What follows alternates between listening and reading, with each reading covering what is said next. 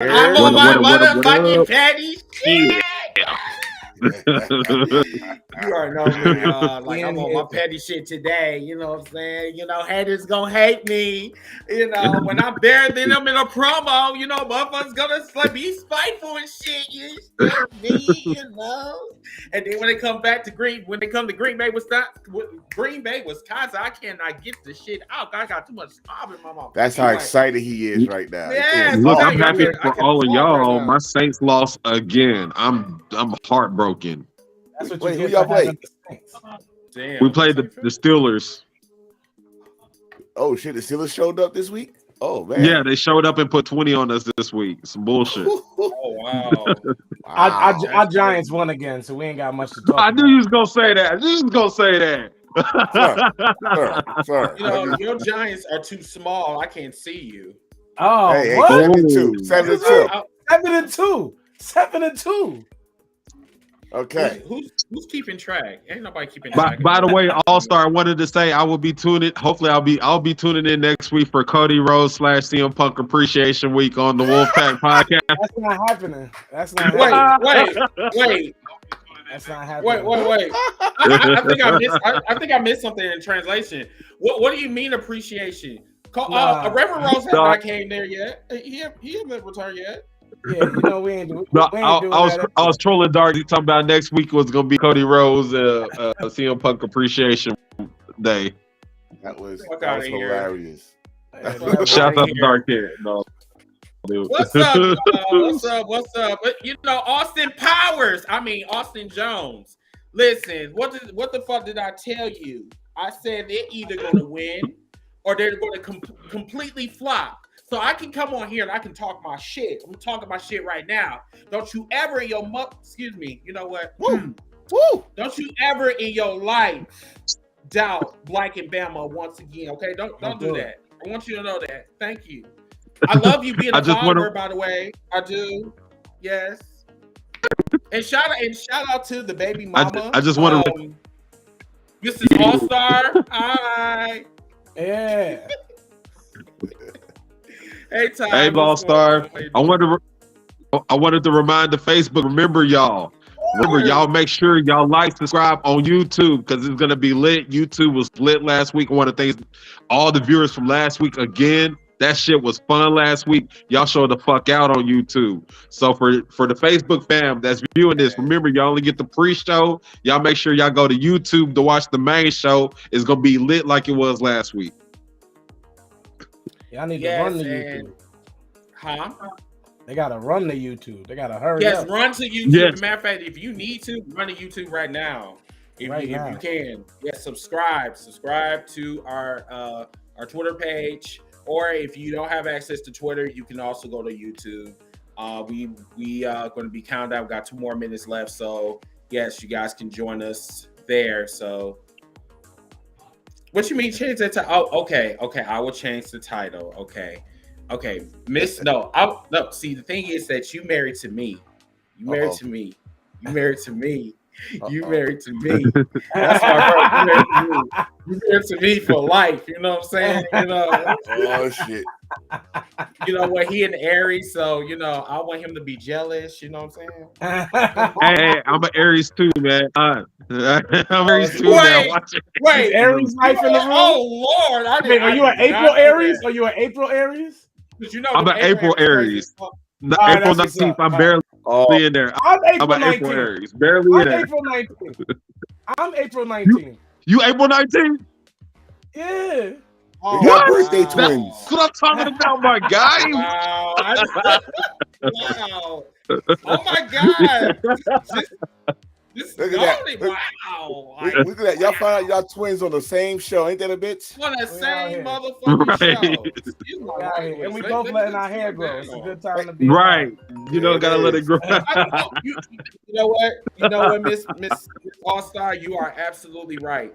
That is not my title. You are not my baby mama. I'm so sorry. I will not say that again. I'm sorry. Thank you for checking. But no, baby. Wait a minute. Wait, she's upstairs, right? Okay. All right. But yeah, y'all, we are getting ready to go on YouTube and on Twitter. But yes, everybody, y'all have a wonderful night. The people, Twitter, well, Facebook, we're leaving. We gotta go. So join us on YouTube and on Twitter, and we'll see you guys. We'll see you when we see you. Yeah. Put your running shoes on and hurry up. Yeah. Get it on. Okay, hold on. Let me. All right. Cut this out. All right. Okay. I think that's. Let's see. Got that. Yeah. Wait. Which one was this one? This is okay. I don't know which one this one is. Wait, did I get the one on? Oh, okay. Hashtag this one. Okay. Cool. All right, y'all. Y'all ready? Yes, sir. Let's do it. All right, everybody. Get it. Let's get ready. Austin, you don't know nothing about us. Well,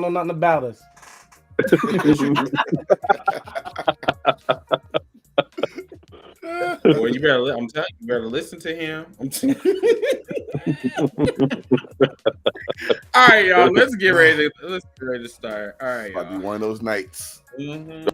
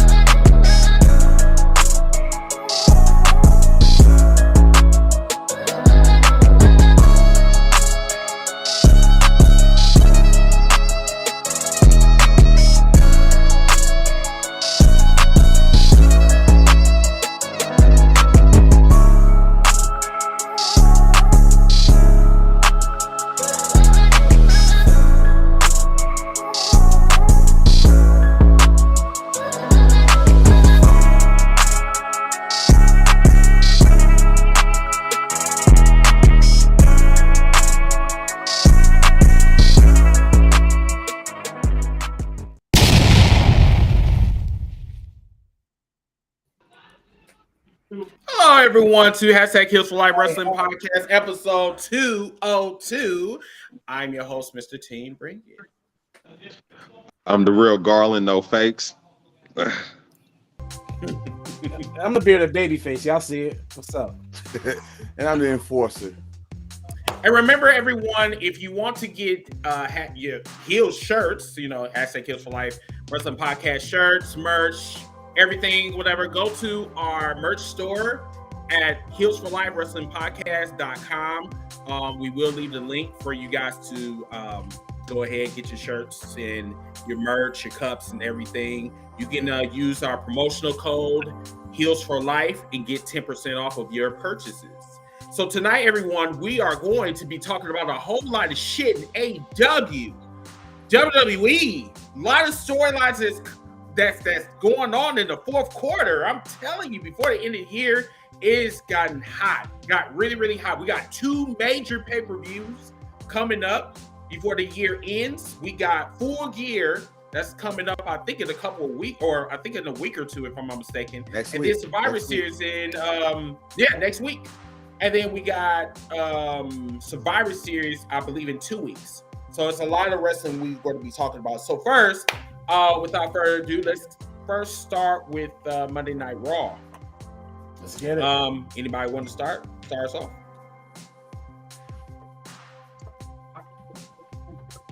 Well, y'all. I don't know. That's fine. So I guess I'll start. I'll look at one of y'all. No, go ahead. I was just about to say how y'all be fronting like y'all watch Raw and y'all don't. And oh, stop! I was gonna say what? Wow. So your comeback story is you want to be petty. I was only going 1 week. Okay. That's it. That's enough. Shit. You've been gone too long. That's my comeback. Shit, the fuck? That's the wrong way to comeback story. Jesus right. Christ. I mean, my nigga, the fuck? Okay, so anyway, let's go. Can we address just the thing? Because Monday Night Raw is when the unforgettable happened, right? Can we just go right into it? Yeah. I think that's all. Let's do it. Like which part? Let's talk about the main thing, Austin Theory. You just gonna start this off like you know. Look, I mean, you want to talk about the 24/7 title being thrown in the trash? You don't want to talk about Bobby Lashley throwing motherfuckers out of orbit? I mean, you don't want to talk about that? I mean, trash.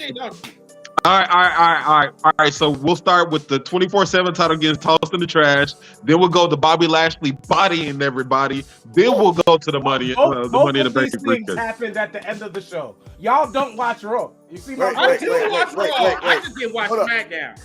Hold on. How about this one? Since he said the beginning, how about the promo between the New Day and the Bloodline? There we go. All right, let's do it. Let's talk about that one. Let's talk about how it got real. Like this probably was the realest promo they had together since the SmackDown days. So it got to the point that even that this record, they had to beat the New Day to pass their record on that Friday's episode of SmackDown. And Kofi and them told them the difference between why it meant so much to them as for their legacy. Mm-hmm. How they had to work hard to come from the gimmick that didn't work to get where they was at now. Xavier Woods worked hard to get from TNA to WWE. Wow. Oh, wait, did they actually come from TNA? No. He was just saying how he was he had to build a YouTube channel, how he was worried about, he was worrying about if he was going to get booked or get fired, that sort of thing. Because, comparing it to the Usos, and let's be real, and this is no shade on them, but we all know it's the truth. The fam helped get them in the door at the end of the day. I'm not doing it. Wait. Don't forget Booker T. I mean, if we're going to have that energy, then we have to talk about the other ones. I mean, we have to talk about the Charlottes. You have to talk about Randy Orton. But here's why we can't do that. Because there are several people who have been legacy or whatever the case may be who still weren't good and ended up out the door. So we're not going to act like their hard work didn't sustain them. No. I'm not knocking their work, All-Star. I'm saying I said it helped get them in the door, but they were responsible for keeping themselves in the door. But at the same time, it was on them to keep themselves in the room. Once they got in the room, it was on them to keep themselves in the room. Right, and I think this too. They didn't have it easy as well. They had to take a couple of years to get to that status. It took them a couple of years because they were barefoot and face painted for 10 years. Like I don't understand. Right, they had to be colorful cartoon characters for a good couple of years before. The same thing happened with New Day as well. Like it took them some years to get to that point. But remember, it went opposite though. Like. When they tried to do a preacher thing and stuff, they was getting booed. New Day heavily, right? And they just said, "Fuck it, I'm gonna be myself. I'm gonna do this, do that." It became legacy. The Usos had to go opposite and probably. Now, don't get me wrong, they kind of tried to put them and Roman together, and that kind of didn't go right as well. No, not at that time because Roman was trash. The thing with the Usos, they got a little intensity. And said, "Oh, well, they possibly the best tag team we got, or the only." I just want to publicly say that Chris is a Roman hater, and I'll touch on that later because I'm not gonna let this random comments about the tribal chief slide. I ain't gonna do it. I mean, you don't got no choice. I mean, every time you say something about Roman, I want to ask y'all this because in the debate. You are no match for me, little man. So we already proved that. I never heard that. Last I checked, we're pretty even. Last I checked. I would say with the Usos, the impressive thing with them was, if y'all remember, and I'm pretty sure it's on YouTube somewhere, when they first came in, attacking, of course, Natty, Davey Boy Smith Jr. and Tyson Kidd. But what I remember was that next week, they came out dressed up in suits, and they was like, "We're not your stereotypical Samoans." And we got college degrees, we got this and that. So I thought they was gonna build on that. But months later, probably, almost close to a year later, then you had them coming out being, Samoan. You had them coming out there doing the the haka. You had them wearing face paint and all this and that. Hooga. You're right. But what took them off was the Uso Penitentiary shit. Yes. That's when we was able to see their talent, not only in the ring but on the mic. Right. Because they were speaking more and more on the mic when they did the Uso Penitentiary stuff. Yeah. And they took off from there. Yeah. Yeah, and they never came back down either.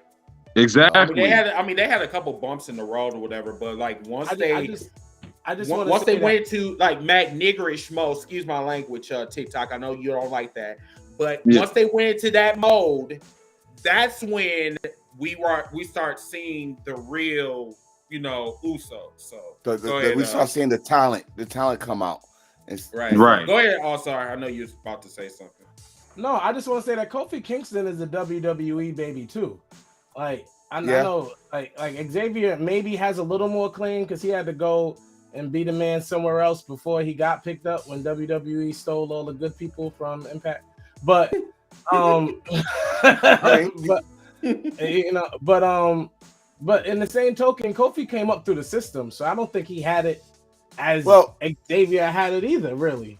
Well, Kofi was in the Indies in Massachusetts. He started there. Then they picked him up. He went to OVW, and that was my point. OVW is where he started.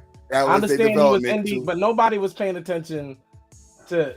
They were barely paying. Unless you was in Kentucky somewhere, you knew about OVW Weekly and stuff like that. Exactly. But when he came up and he did the Jamaican gimmick and stuff. They actually tried to push him fast. Cause you remember that's what they built him beautifully. Like he was a homegrown talent, and that's what I'm saying. But he should have been like we all know where I'm about to go with this. He was about to be pushed around 09. Yeah. And one little mistake with Randy Orton. Stupid. Thank you. Yeah. Stupid. Brought him down a little level, but he was still working his ass off. Tag team champions with R-Truth. Tag team champions with Evan Bourne, still getting the main on the mid card titles, but then for some reason I don't know if they had nothing for him. They were trying to stick with Big E, and then Zay Woods is like he said he was lost in the shuffle back. They don't know if he's going to get fired or not. That was a very small time. It wasn't like that period of time where he felt like that was a small length of time compared to the time they spent pushing him. Like that boom clap and everything. Like we can't, like Kofi can't tell the same story. Did you say blood clap? No, that thunder clap. That boom clap. Yeah. No, I agree with you, All Star. Like you said, it was kind of like a very small window where he wasn't really getting that. Like you said, the only person really had a legitimate gripe in saying that was Xavier Woods. That's my point. Yeah. It's just amazing when you sit there and you break down both, the New Day and the Usos, and you look at their timeline to where we're at now is really remarkable. There is some similarities, there are some differences, but that's what makes it unique. But one thing we know is that they, both teams put on bangers against each other. Who's the better tag team? Unfortunately, it would have to be the Usos. Honestly, did you just say unfortunately? It would have to be if we're going off accolades, then it's the New Day. Yeah, and I froze. That's why I said this is a debatable argument right now. Yeah, but you didn't give an answer, so it's not debatable till you give an answer, big bro. Hey, it is debatable because they both said my answer. I got to. Oh, they both said your answer. He said, "All right, I'm gonna answer it. I'm gonna go off. Now, mind you, if we talking about right now, the bloodline, the Usos, the hottest team right now in the conversation. But we talking about accolades and stuff that they changed the fabric of WWE. If we talk about tag team WWE, you pretty much say two names right now. You pretty much say the Usos and the New Day. They still trying to build up new tag teams and stuff like that. So it's kind of an argument, like argument debate right there, like. I gotta go with New Day. I'm stuck in the middle. I'm sorry. I can't answer the question. I gotta go with New Day for two reasons. I gotta go with New Day for two reasons. What's up? Number one is the accolades. Tag team champions. And if you're going off based off what they did individually, then they got two WWE champions in their camp, and they got a King of the Ring in their camp. Even though that King of the Ring, a lot of people don't put no respect on it, it's still King of the Ring accolade nonetheless. The second reason Right. How many years were they the top merch sellers in the company? So they made them fucking money. They made them a lot of money. Now, I mean, of course, it's unfair to speak early now because the Bloodline eventually is going to surpass the amount of money that the New Day has made as a stable. But right now, the New Day still holds that title as well with all the money they made as a stable. The craziest thing with the New Day is I remember my first WrestleMania. I went to Dallas. It was 32. Everybody outside that stadium was doing, like, just before we got in there, was doing the whole New Day Rocks thing. And I'm like, yo, this shit is really picking up. This shit is crazy. And I'm talking about thousands of people just waiting to get in the stadium chanting New Day Rocks just for no reason. It's like if you go to, I know I always went to a show and you go to, you got to start the Ric Flair woo. If you don't start the Ric Flair woo, it was like that. That means everybody does it. It's just like that. The New Day Rocks thing, I felt it too. Well, they have several catch lines. The Who caught on, and they can still pull these out. They can still pull these out whenever they want. So it's like, I mean, I give them that. But now we're talking about mic work more than just. Okay. How about who's the better in-ring tag team? Nitty gritty. Who's the better wrestling tag team? Shit. Ooh, that's a good one. Usos. Thank you. That's my point. I'm a wrestling fan. That's my point. I can answer that quickly. Usos. Now, you saying wrestling as a tag team? Then it would be okay. Then the Usos. Because that means I can't. That means I can't measure. Because I can't measure the New Day. You know, as a tag team wrestling together individually, they're fucking amazing. But if you're talking about who's better as a tag team, as a unit, it's the Usos. And that's why they're gonna break their run. It's kind of not fair. Tag team. It's kind of fair because the Usos been tag teams since birth. That's not fair. We've seen plenty of people develop crazy chemistry that aren't brothers and tag teams. Right. So we can't. You know what I'm saying? Like I get what you're saying, but I'm just saying, like, first of all, it's in their blood. Like, their whole family fucking wrestling, right? Oh, and man, now you're going to the promo. Now you're giving them no. Their lineage. But I can't listen. You can't go away from that shit, though, bro.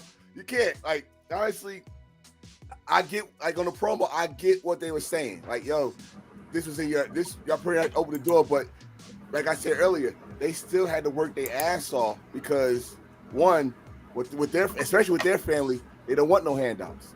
You gotta earn it. So, y'all still talking about the Usos? You went off and on. We had a very serious question that we finally concluded. What was what? Who is the better wrestling tag team? In-ring performing tag team. Okay. Yeah, you like leaving in and out and shit. Like, because my service was nervous. Yeah, that's your fault, man. Sure, you shut up. Anyway, because we got other stuff. All right. Yeah. Sorry to cut in. I'm sorry. But no, you good though. You good though. We all talk about how Nikki Cross bricked the shot of throwing the top one. Wow. Yeah, she bricked that. That didn't even go. It was like she should have stood there longer, like Giannis. Hey, in my opinion, she missed the shot, but she still made it. You know why? Because that title wasn't even. I don't even respect that title enough for it to even go in the trash. It hit the floor where it needed to. So to me, she shot 100%, whether it was gonna go in the trash can or go to the side of it. Fuck that title. That's not the important part of that whole situation. Can we talk about the tweet that Dana Brooke put on after that situation? No, I'm gonna go in on that tweet. Yo, she said apparently all the hard work trying to make that belt legitimate went to this. That's what she did. She tried to make it legitimate by marrying. Who did she marry? Akira Tozawa or the other one? Which one did she marry? Reggie, Lord. Right? She married Reggie, right? How is that legitimizing a title? I'm telling you, see, so I knew somebody had jungle fever. I knew that. So, whatever. But dog, like I seen that tweet, I was dying laughing because like she was really mad about it. She's like, "You gonna throw away the title? I try to legitimize." I'm like, where? Girl, first of all, you have to be legit in order to legitimize anything. You know, I mean, come on now. I often wonder why Dana Brooke is still in the company, and this is like. No, this is no offense to her, but respectfully, not respectfully. Why? I'm ignoring Chris. Why are you still in the company? Like I don't understand why Dana Brooke. And you know what? Hold on. Hey, he went whole Shawn Michaels on that one. I'm sorry. Hold on. For this segment, you're the bearded heel in this segment. Because after you go off on her, I want you to tag me in because I got a Dana Brooke rant for your ass. It's a lot of drippage that's going on with Dana Brooke. You know, here's the thing. I'm really not going in on her. I just don't. I feel as if she doesn't grasp even the concept of professional wrestling. She's been doing the same moves for 6 years, 7 years. The same cartwheel, the same things. We don't care. They're not exciting. She still does it. She's blonde, like 80% of the rest of the female wrestlers on the company. They don't know who they are yet. It doesn't help her stand out. Nothing about Dana Brooke has ever been cool. Like her pose is boring. When she was with the dude who slipped under the ring and the one who lost his African accent, like she still wasn't over. So I really don't get it. Wow. So for the people that's coming in, Mr. Keys. So when I was doing that sucking part or whatever, you know, imitating, you know, Dana Brooke or whatever, Mr. Babyface, Mr. Babyface up here that's above me or whatever, he asked the question, what is she doing to stay around or whatever, because she's trash. I said it's either one, she's doing a very good job as a wrestler, and we know that that's not the case, or she's either sucking some cock. So that's why I was doing like Shawn Michaels doing with the audience, you know what I'm saying? So dog, like how many, like let's really get into it, because all right, it was 2020, right? 2020 and 2021. They had, how many times did they did mass releases, right? And she survived every single fucking one. And I'm still trying to figure out how. You fired more talented. She survived everyone. You fired more talented people in all those mass releases, but she somehow survived. You called her up too early from NXT. You called her up because she had the physique and stuff like that. This woman doesn't have her on NXT. Right, but then again, she done had 5 or 7 different surgeries. You never know what she gonna look like when she come out to the ring.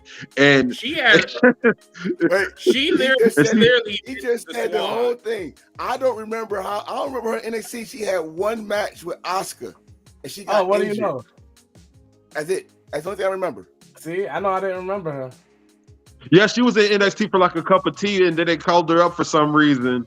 And I'm like, yo, I was like, she was trash in NXT for the short 2 matches she was there, or however many matches that she had there. But they called her up because it sounds like she was a Vince girl. She was a Vince girl, totally, 100%. And Keys, the thing is, if you book someone correctly, they can get over. It really depends. Well, let's talk about Jinder Mahal. Yeah, he's a Vince girl too. Well, he's a big Vince girl. I mean, was he booked correctly? He was a Vince girl. He got fired, took some steroids, he got hired back. Right. He only got hired back because they were fired. He only got hired. He only got hired back because they knew that they were going to go for the market. For the India market. Yeah, so they used Jinder to smooth over Saudi and stuff like that. They really used Jinder, and now he's not necessary because they don't care about him either. Like, it's not necessary. Oh, they don't really give a fuck about him. Wasn't that deal with India they shut that deal down? Because they were trying to get the India deal, because you got to remember, India is number 2 in the world as far as the television market goes. As far as media goes, they're number 2 in the world. So they were trying to get that market because I think that's millions and millions of fans that they were trying to, garner from that market. But they really didn't really care like that. I mean, TNA tried to get that market years ago when they tried to do the little ring cooking promotion thing. Unfortunately, you know what I'm talking about, that short-lived promotion they try to do over there, and they're doing shows over there, and that shit flopped too. Yeah, they gave my man the X Division title. Well, I'm reading this comment. My man said Jinder was gold. I like, I mean, it really gold. He was gold. What? Gold color. I mean, once again, like, please, I don't know what drugs you on, but where does gold shit you coming in talking about? Like, I hated Big E's title run. It was about 11 months shorter than Jinder's, and it was better. You're not gonna tell me anything. You know what? I ain't gonna even lie to you. Big E shit was trash too. But it was better than Jinder's. It's still my point. No, I wouldn't say that. I had to watch a Punjabi cage match. That is my least favorite match of all matches. I want everybody. But here's the thing, though. All Star. Here's the thing. Jinder, and I hate saying this.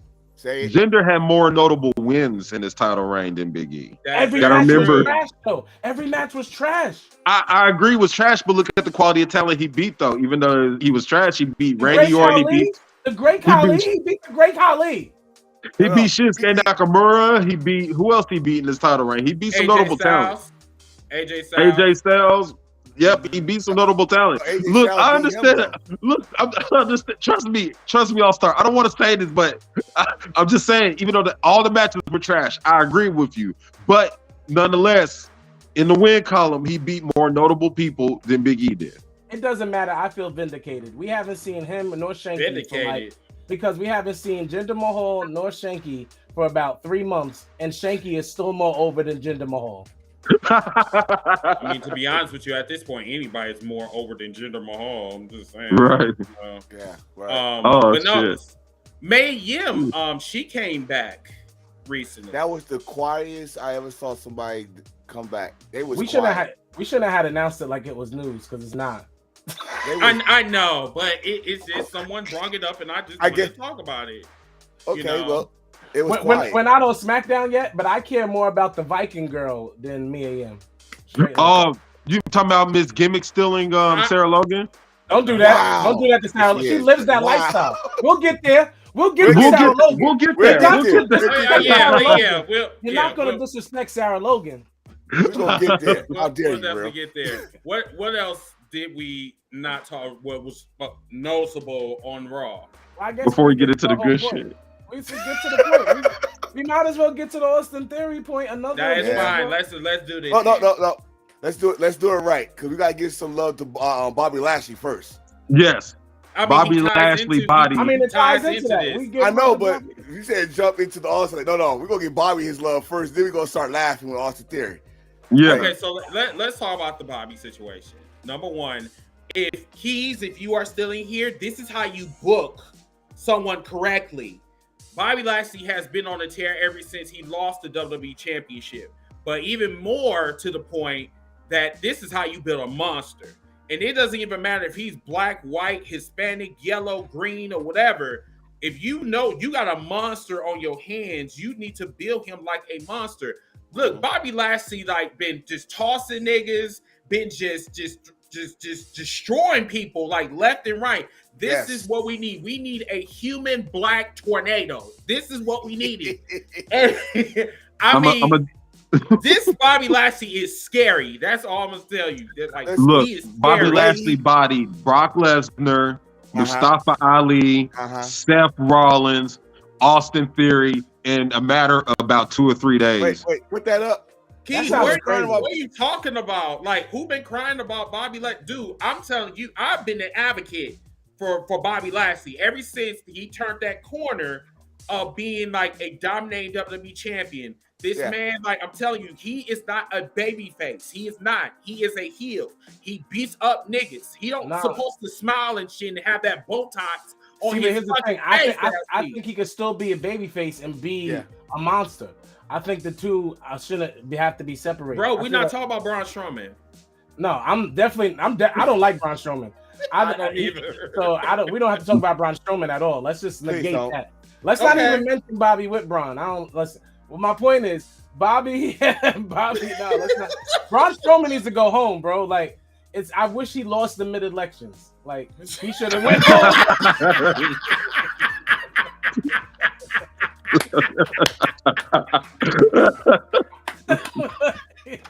Damn. Could have said no better. Could said no better. They totally caught me off guard. I was not trying to think about the elections at all. So like Bobby Lashley is dominant, but he's still a guy you like. And I think we haven't had that in a while where we could like somebody who can tear up a bunch of people and be like, yo, that's crazy. And he look at you and you cheering for him. You're not booing him, you're cheering for him. Like, keep going. Like that's some Brock Lesnar type energy that we used to have. Brock Lesnar used to get that. Because I think Bobby is just being Bobby. He's not really a face or a heel at this moment. He's being Bobby. He's just bodying motherfuckers, and we all here to either enjoy it or you can boo him. It's y'all choice. But Bobby's just being Bobby right now. It's crazy though, because they was cheering that shit. Everybody that got tossed on Monday, everybody he destroyed, they was cheering. They even said one more time. They came and said, I'll tell you, but bro, you know how the the fans, period, they are bipolar. They don't know what they want. I was just about to say, remember Brooklyn? Brooklyn, he got F5 by Brock. They tell him one more time. This week, they telling him one more time. Hold on, real quick. My wife isn't calling him a baby face. She's literally calling him baby because he has no eyebrows. She does this all the time. No, she don't like baby. Oh, that's funny. That's funny. That was a good one. That was a good one. Oh Lord. She's literally calling Bobby Lashley Baby Lashley because he has no eyebrows. You got that one, didn't you? And I know it's not talking about Bobby Lashley's face because he ain't got no hair on his face. He really does. Like I've never seen a black man that's like 46 that still does Botox or whatever have no face, no. He looks like a 2-year-old drew his face. He really do. That just tell you why he had his headband on those years in Impact. Man, he looked like a fucking. He looked like a LeBron's crackhead full of muscles, like for real. The fact that you pointed something out, the dude's 46 and still looks like he's a fucking beast. Like when you look back at his career, you're gonna be like, what was his prime? It's gonna be hard to pick what his prime is. His prime seemed like No, it's not. No, it's not. Okay, no, it's not. Tell us. This is his prime. Tell us. This is obviously his prime. This is the greatest Bobby Lashley run that the ECW run. Don't care about it. Are you just talking about WWE Bobby Lashley or his whole career? I'm talking about since he came back, business, title run. Since he's came back, greatest run of his career. Since he came back. I agree. I take that. Wholeheartedly. I'll take that. I do. But I like that. He did throw Mustafa Ali like a rag doll. Like right. He came in. He's like, get your ass out of here. He palmed his face and just tossed him. He disappeared. I mean, he cleared the box and just landed on steel.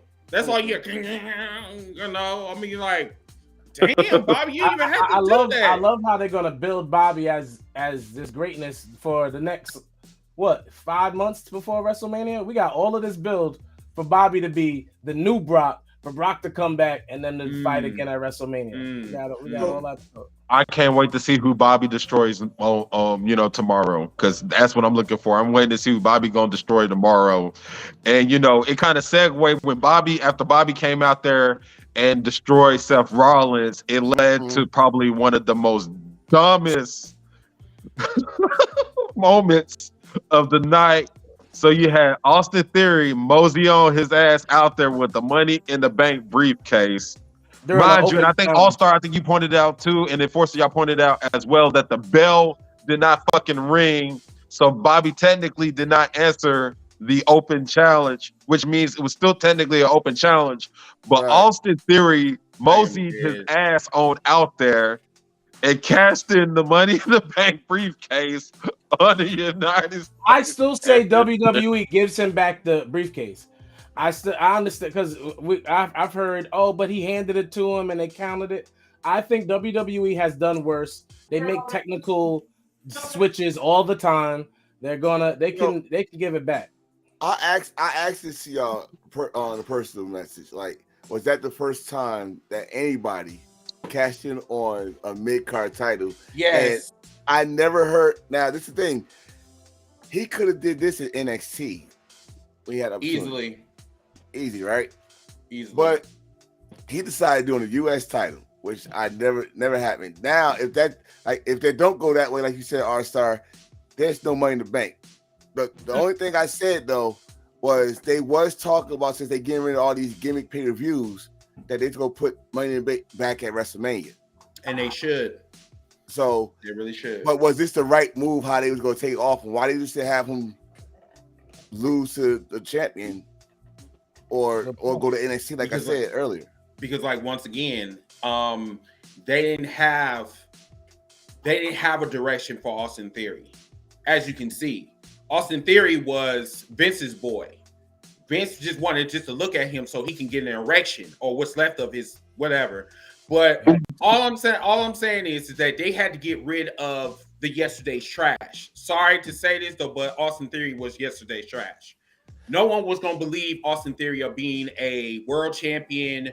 And the only chances, the only titles that he could really win after was the NXT title or mid-card title. Was it stupid? Of course it was. But at the end of the day, if this is correct and the Money in Bank is going to be at WrestleMania, he had to get rid of it pretty soon. Right. I agree with you there about him cashing it in on NXT. I mean, you already opened up the door a few years ago when Charlotte won the Royal Rumble and decided to use her title shot at WrestleMania for the NXT Women's Championship, if I'm not mistaken, right? Did she do that? So I mean, you already opened up that door to where, okay, maybe the Money in the Bank briefcase can be used for the NXT Championship. To be honest, a Braun Breaker versus Austin Theory program probably would have been way more interesting than this bullshit that y'all pulled off here. So if it is a case to where, you know, like you said, like All Star said, it could be a situation where tomorrow they're like, okay, you know what, we're going to give you the briefcase back. But if it's not that situation, then you just made Austin Theory look like the biggest dumbest idiot to the audience. You made him look like an idiot to us as the audience because I don't think they care. He was already. I don't think they care either. Yeah, he was already looking like an idiot, and I ultimately believe that what they're going to do is reform the way. I think Johnny Gargano needs a group around him. I think the whole him and Austin Theory head thing was just so they can bring Austin Theory back to the way. They're going to recreate the way. Indy Hartwell just threw a fit on NXT last week. She's probably going to come up. Like, I feel like the way is just going to come back, and that's better for Austin Theory in the long run because he still needs time to develop as a character for us to even like or care about him. Right, because I was just about to say, like, he got time. He's still young. So very young. He's like, what, 25, 24? He's 24. And I'm like, yo, he's right. I don't know if y'all agree with me, but I think he's a future if he get enough time to develop. Like, he wasn't in NXT that long, honestly. Like, if he was, he didn't have that many matches because he was like you just said, he was in the way. He was with Johnny Gargano, you know, his wife and Indy. So he was like the guy to get pinned in the way, you know. Right. They should have just did things naturally because, you know, I'm pretty sure some of us been watching him since he was in Evolve. You know, he's a student of AR Fox, watching him in Evolve, watching him break down there, watch how they were kind of properly trying to build him up to be the next guy. So then when the Evolve thing, you know, kind of went down and they finally signed him to NXT, I'm like, okay, have him down there for maybe 2 years or 3. He's going to be NXT champion. Then you bring him up. But they fast tracked him so fast, and I feel like that was a mistake. You know, should have just kept. To be honest, realistically, he should now be to the point to where he's getting ready to leave NXT. You know what's crazy though is he didn't get fast tracked. Triple H and Shawn Michaels were handling Theory correctly at first. They even after they put him in the way, when COVID came, they said let's put him with Seth Rollins. There we go. They kept him under someone so he could still develop. It was Vince Dumb McMahon that said, "I'm gonna push Austin Theory by himself." Nobody else thought that was a good idea, but that man. So that's why we're in the situation we're in. Right, because he was with Seth and Buddy Murphy. But you got to remember what happened around that time, though. That was the Me Too situation. His name came up, and his job was on. He was this close to getting fired because his name came up with others. Listen, Vince McMahon used company money to throw that under the rug. Very much so. Yeah. If you want to know where them budget cuts came from, that's where it came from. All the people he had to cover. Matt Riddle got covered up for. That budget money was used for the right people, you know. And you know, Matt Riddle made it very publicly known that he's a freak. So you know they have to cover that shit too. Yeah, I know. That's what we do to you, man. Yeah. Now, let's ask the question. And I'm gonna tell you my answer before I ask the question. My answer is I'll just ask the question. Can he bounce back from this? My answer is yes, because he still has youth on his side. He'll bounce back, but not this year. No, I ain't saying this year. Of course, it's gonna take about a year or two. I say like this. Yeah. How about this? He used this because it's like every big star got a moment in their career where they use it and put it on like a chip on their shoulder and get massive later on down the road. This should be his chip on his shoulder right here. Like, I was pushed. They put me in a stupid ass position. I'm gonna remember for this shit. I gotta do something so people can forget about it. Like, it's a whole different person than the last time that situation. So you gotta remember, some of the greatest of all time had a bad beginning to their career. Yeah. John Cena, hell, even The Rock.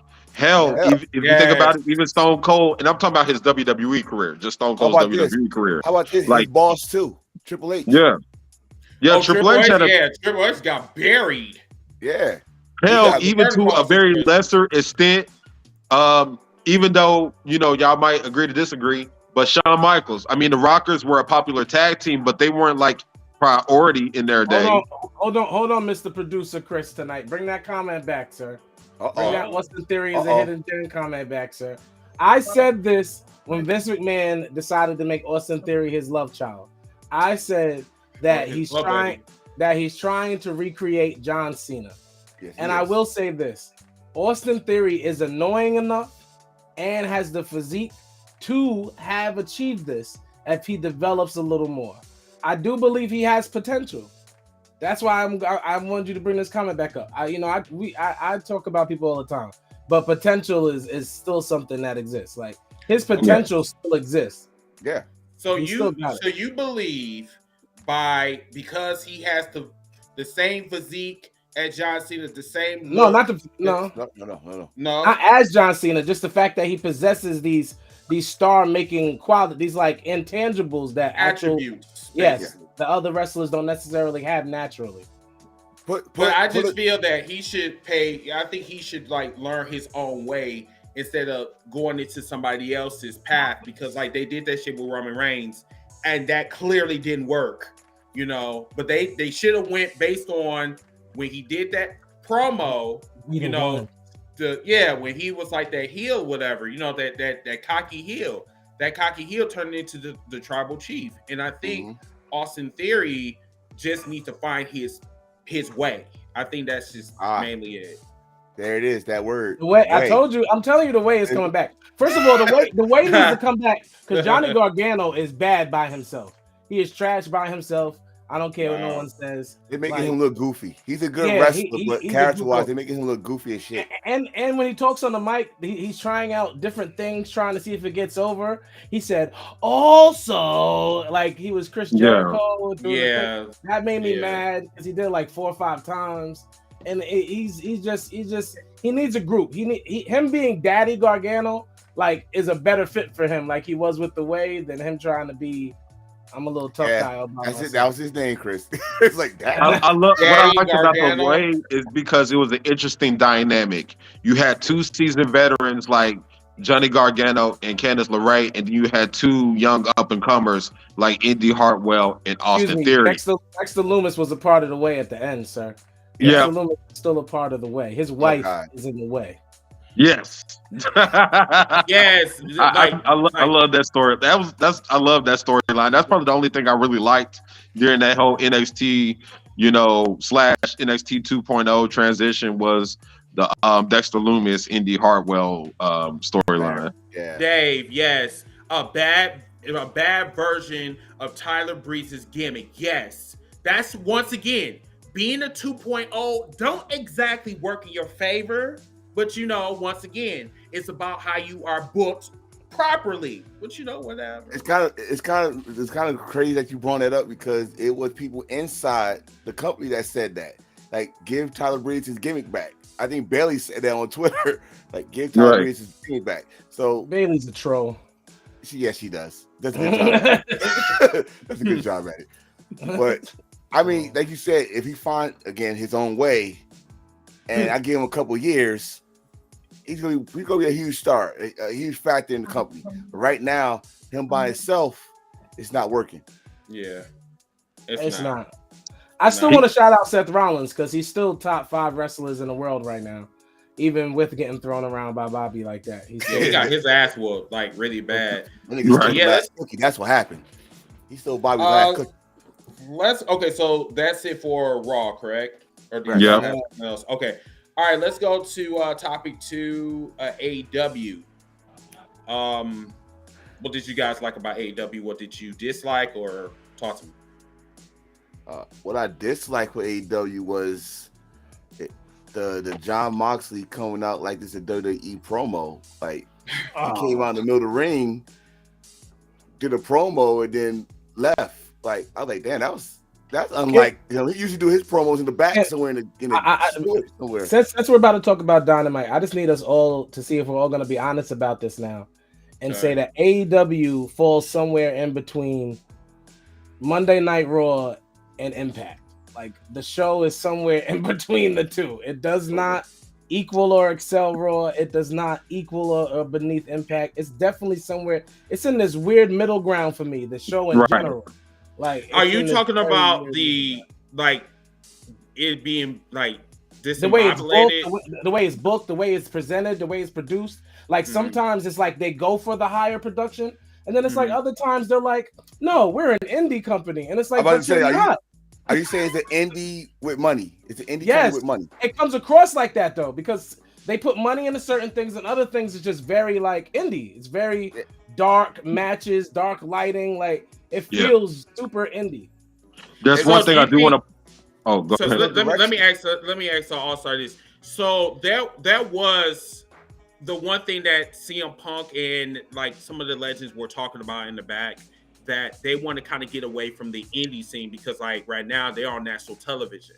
You know, there's a difference between like, you know, seeing an indie show and then actually seeing a professional you're about to make me say if CM Punk was right. I am not Kanye West. I mean, was he?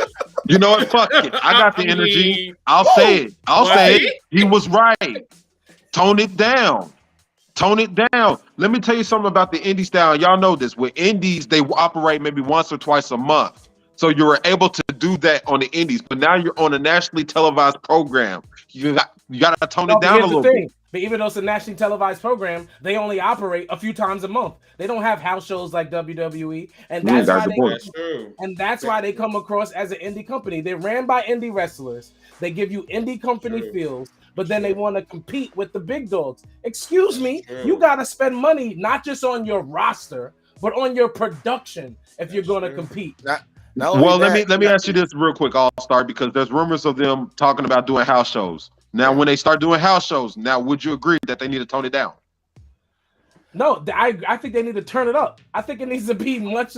I think they don't. I think why Chris Jericho is so important at this present moment, and just be super being honest, is because what AEW lacked was sports entertainment.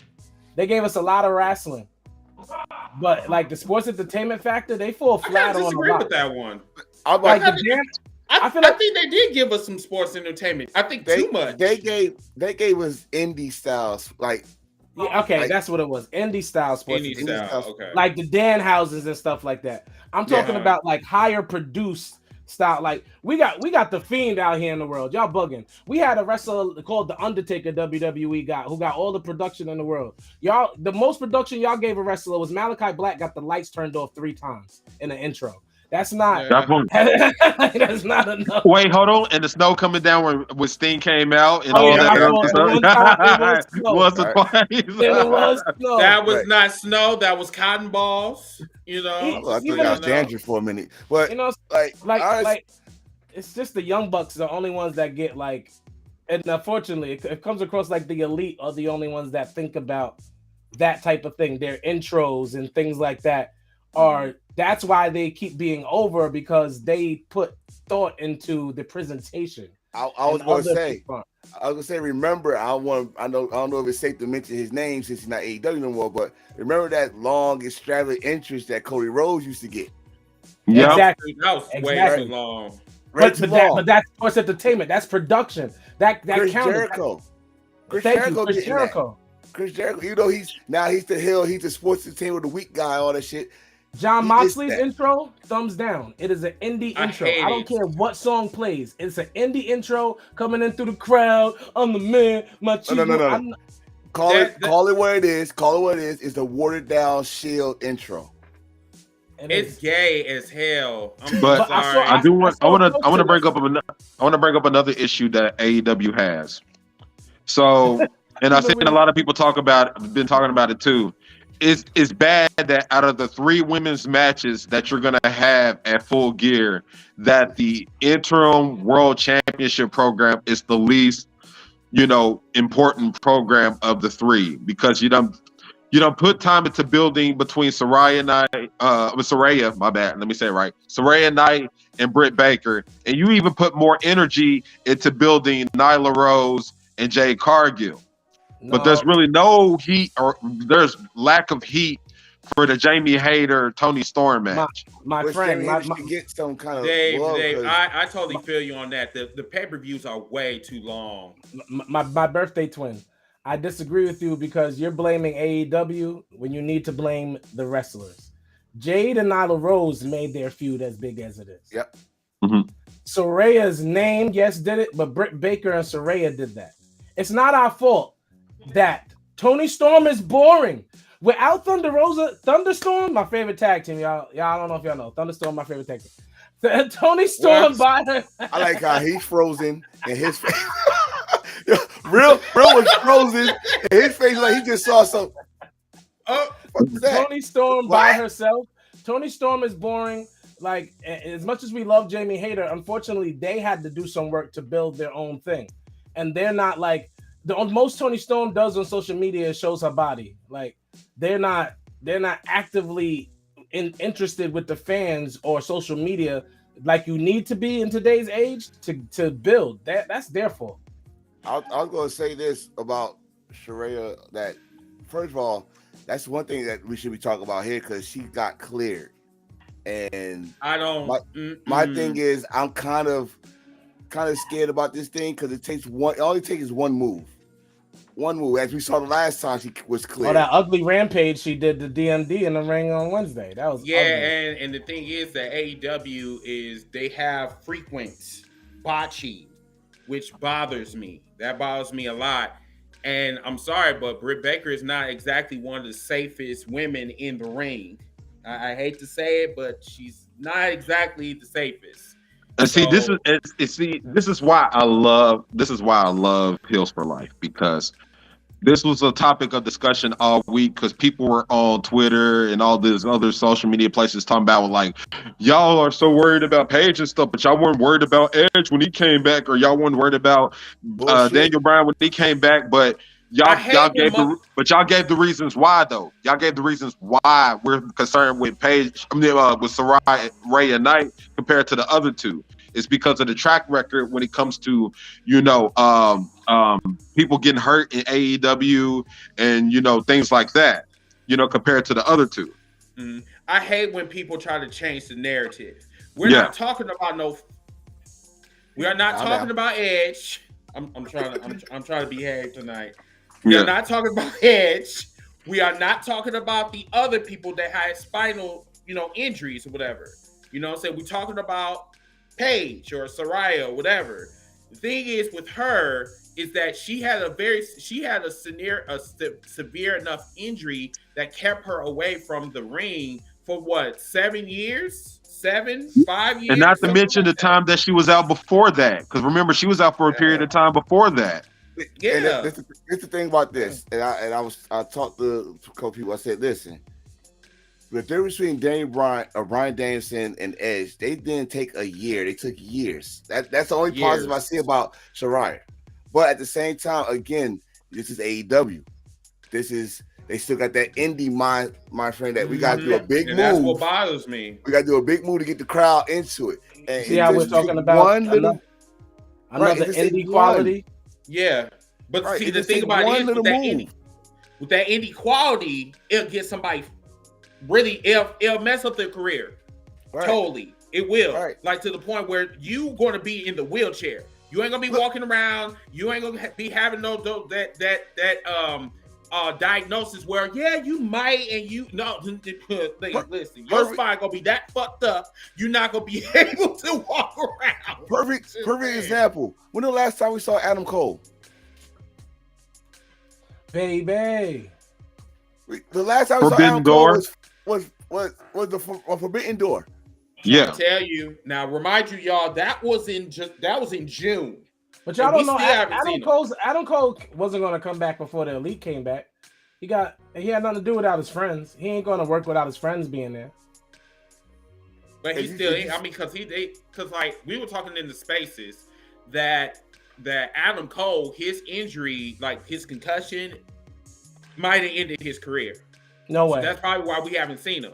Probably the same line they said that Bryan Danielson, he had too many concussions. Nigel McGuinness had to retire because of concussions and stuff. But that's what I'm saying though. Like they still working in the indie, like we were saying, an indie quality level where they got to do a big move or a big hard smack on the thigh and they gotta stop that, and stuff. And it hurting them. It's really hurting. It's messing their storylines. I just want to mention the elephant in the room, and my big bro, the enforcer over here, doesn't like controversy like that all the time. But I want to mention the elephant in the room. Saraya is not a great wrestler. I was about to bring that up because I watched the last episode. I was going to bring that up, and I was going to ask you on here. Wow. I wanted to say this. Wow. I wanted to say this while you was on here. I wanted to say this. I agree with you. That's all I wanted to say. I agree with you. I agree with you. But people hate it, but I agree with you. I agree with you. Wait. I just wanted to say that real quick. I agree with you. Hold on, I agree with you. Why you gotta say I'm not controversial or nothing? You could have said that. Okay, so answer the question. Is she a good wrestler? Wow. Exactly, bro. I mean, I don't even think anybody. I don't even think any podcast has really actually talked about the elephant in the room. Like, is AK Saraya, is she actually a good wrestler? Let's talk about it. I wish John was here right now because he said something wild that I gotta disagree with him on. I think it was John. Didn't John say that Saraya was better than Asuka? Really? Fuck no. Fuck no. That's capping. You know that. I'm sorry. I should have never hollered like that. I'm sorry. Saraya, like if that's her house, it's Section 8. Right. If that's her house, it's condemned to be destroyed. But no, I had to bring that out. John, I know you're gonna see this later. You know I got love for you, man. But you was wild for saying that Saraya was better than. He said, let me name the people he said that Saraya was better than. If I remember, I told him that I said WWE has all of their female superstars are better than Saraya. That means Charlotte. That means Becky. Right. That means Bianca. He said Bianca wasn't better. He said Bianca was one of them. Yeah, he said. I mean, Asuka, Io Shirai. I mean, they're all better than her. So I don't understand why we keep talking about her like she's some superstar legend. She's not. Like I'm saying, like a second generation star from a wrestling family that's only known in Europe. That don't mean shit. That's all. That don't mean shit at all. That's all. But to be honest, like if you want to be real about it, I mean, when her original run, we didn't see the best that she can do. Like, if you want to be real about it, I mean, because best she can do. She's been wrestling since 12. I know. That's what I'm saying. We didn't see the best. That is the best she can do. I'm just like, I would love to get him on the show right now because, like, number one, like, who gave him the go ahead to say some shit like that? Like, when did Paige actually have, Saraya, when did she actually have, like, match of the year, match of the night? Like, when did she have all of this? Because, like, maybe I may have missed something. Of course he's about to give you one match. He's about to give you one match. Remember this. It takes two to tango. Yeah. I'm gonna give the only match that was good. Not great, but good. Her and Emma, NXT. One match. I knew he was going to say that one match. He was waiting on it. One match. Let me reinstate the question. Let me reinstate it. I'll a place where I can see you, okay? Not somewhere that, See, you is trash. See, I expected more. I expected from him, but you, no. Nigga, no. You gonna have to do better. No, we did not. Dude, like All-Star. Like, dude, I was literally outside of work watching this episode, right? And when he said that shit, I forgot I was outside around my coworkers. I yelled out loud. I'm like, what the fuck? They was looking at me. I'm like, bro, I'm just watching the podcast. Y'all don't mind me. I'm going to use this clip. That was hilarious. I've never heard that before. A crackhead would not say some shit like that. That Saraya's better than Asuka? What? You want me to take it a step further with the elephant? Saraya and Britt Baker are the same talent level. They are literally neck and neck. That's why they should wrestle each other. DMD is just as good as Saraya, and Saraya is just as good as Britt Baker. I agree.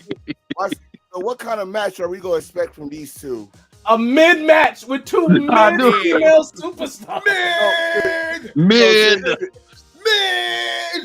All right. So but where dog, would you place this? like real talk, match? He said, because like you said, he said that she was better than Asuka, better than Bianca Belair, better than Charlotte Flair, better than Sasha Banks. Like he was. It's documented. It's on video. So what I'm saying is not cap. It's on video. It's on the last episode. I'm just saying. I'm putting this match still towards the end because Saraya is still a superstar in sense of popularity. She's still gonna give you that. She still sells tickets because of her popularity as a person. If they cared about her wrestling, she wouldn't, like, nobody would care about nothing. Her ramp. Can we really talk about that move she put on? Britt Baker got right up from it and just rubbed her face like, ow. Because it was the worst rampage. That's her finishing move. It's a DDT. Like, what are we talking about? So this not going to be a long match. Did you hear this fool? He said, ow. Ow. so we're not going to watch a long match. No. No. Hey. You know what? I'll be open for that. Y'all, if y'all open to that, y'all gotta let that man defend himself. I will rip him apart. Like, there's no matter of fact. Hold on. All-Star, you ain't doing that. Wait, Chris, are you gonna be busy Thursday? No, I don't think so. All-Star, you gotta make it happen. You gotta have Chris on the Wolfpack. You have him go on there. Chris is invited anytime, but if have him go in there. Y'all got to make this the topic for the next episode of Wolfpack because he got to defend himself. Yeah. He got to stand trial for these atrocities and these accusations that he had made. I mean, like maybe because he's a fan. Maybe that's what that is. But you can't say no shit like that and say that Saraya is better than Asuka. Like, I wouldn't. That's disrespectful. That's really disrespectful. Disrespectful. Yeah, that's disrespectful. That's don't do that.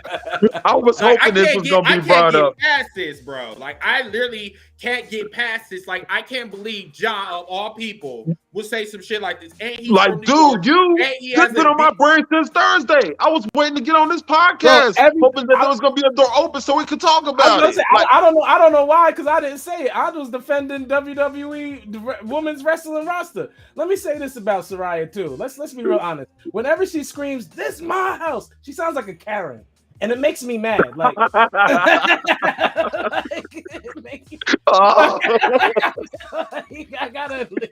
gotta get out the yard. Like, I don't like when she says it. It just like, if she ever screams it at a black person, I might get mad. Like, for real. Like, let her and Jade be feuding, and she scream at Jade. Think about it. This is my house. How are y'all gonna feel? Because I'm gonna be mad. And hey, matter of fact, let's be real about it, bro, because you know this program gonna happen. Oh, like between Jade and Saraya, it's gonna happen. Do you really have what? I'm sorry, from like a side, even from a side standpoint. I'm sorry, I'm cheering for Jade all day. I want Jade to beat Saraya and put this notion to bed. Add her to the list. Add her to the fucking list. She gonna slap Jade, and she gonna be like, "This is my house." How are you gonna feel? Oh, when she does that? You smacked the wrong chick. Hold up, no, really, no, don't chick. you do that to me right now, All-Star. Now, when I see that shit, I can't even. I'm gonna be mad for some whole other shit now. Because I'm gonna laugh at this shit like just randomly. They just like, Chris, why are you laughing? Because she said it's my house. She's a Karen. I like that. They gonna do a segment with them side by side. I'm just gonna start laughing before they even talk. Like, right. Just said this. I can't look at. I can't even look at her the same way now. Like, come on, this is my house. And I tell people, optics is everything. Because for example, it looked even ridiculous when like Jade was standing in front of Athena. It looked ridiculous because of the mismatch. So when those two face off, well, my bad. When she looks at Jade's stomach, because Jade's towering over in her ass, it's gonna look crazy. Soraya and Britt Baker are equals, y'all. Remember this stuff? They're equal. They're equal. She gonna scream at Jade's freaking six-pack. This is my house. This is my house. Don't forget, I'm gonna be like, oh, I'm gonna be mad. I'm like, oh, Jade, you better. Hey, All-Star, don't forget her jaw to come over here. Right? Oh, oh, she makes me mad. It just happened, though. It just happened when she did. Yo, Austin, you said we wrong for ganging up on the dude, but if one of us said something ridiculous like that, Ja would do the same thing. Up on her. This is hilarious, dude. Because like now, going back and thinking about it, like that is what a Karen will do. Talk about this is my house. Get out. Yo, remember they made a shirt with that. Funny, dude. Yeah, they made a shirt that said, "This is my house." Oh my god. Trump 2024. This is my house. Get the fuck out.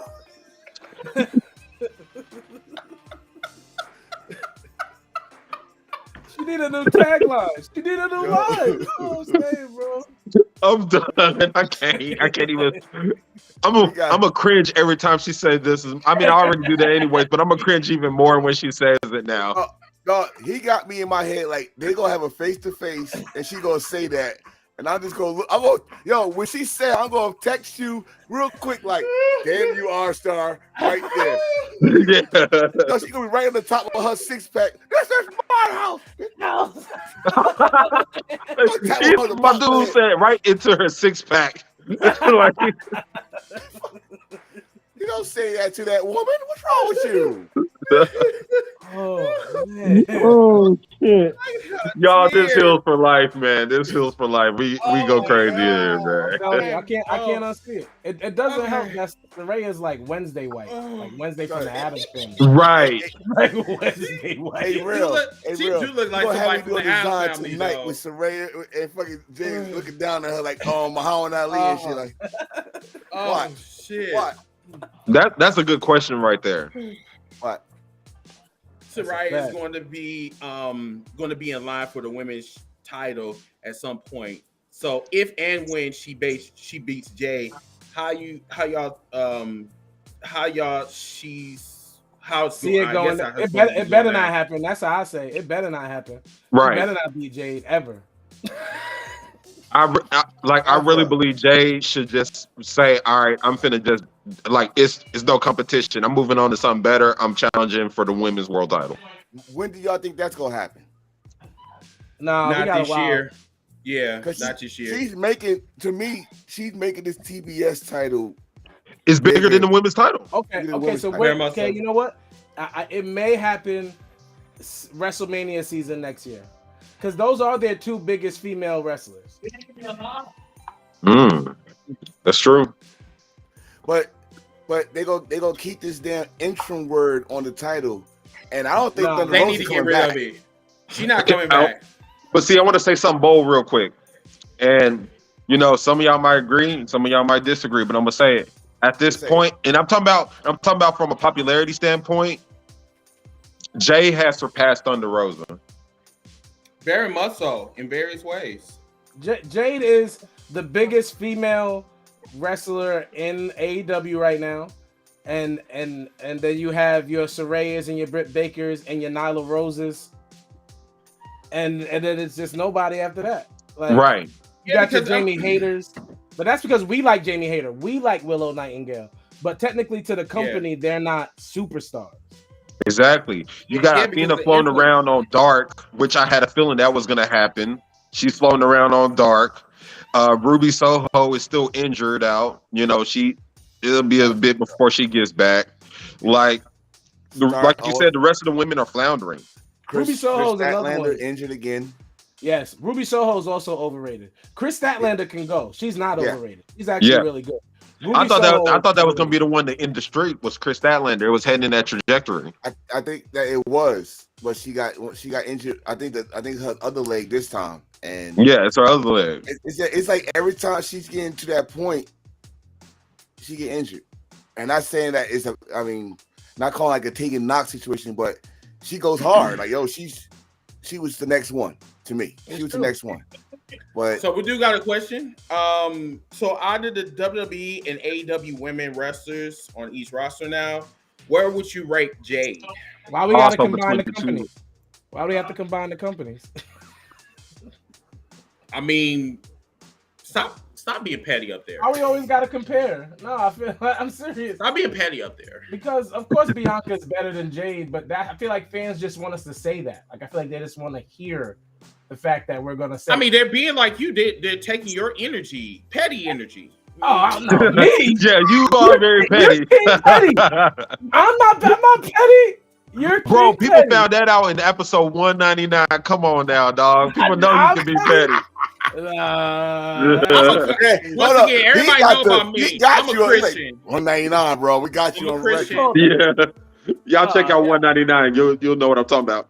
Yes, Team Petty is up there. Yes, Team Christian is right here. If you want to go down the right path, you're Team Christian and I'm Team Christian. Oh man, this is reverse thing. And I got the cross I got to cross the match set. Petty. Jade is a top 10 female wrestler. Don't matter what company. She's top 10 right now.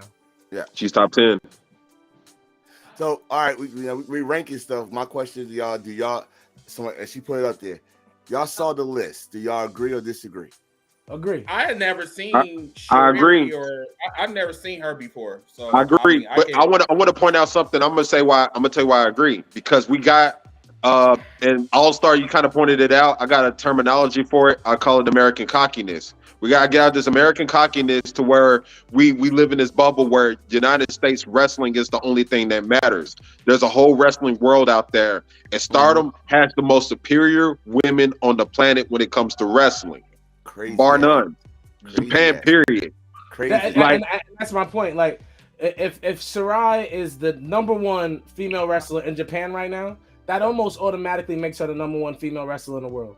Exactly. Everybody we've stolen from Japan, female wise, is elite. Saraya is super elite. So Io is the queen of the sky.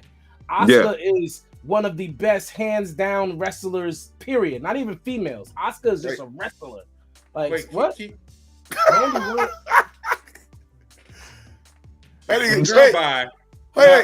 comment. Hold on. I like how All-Star stopped in mid-sentence. Wait, what?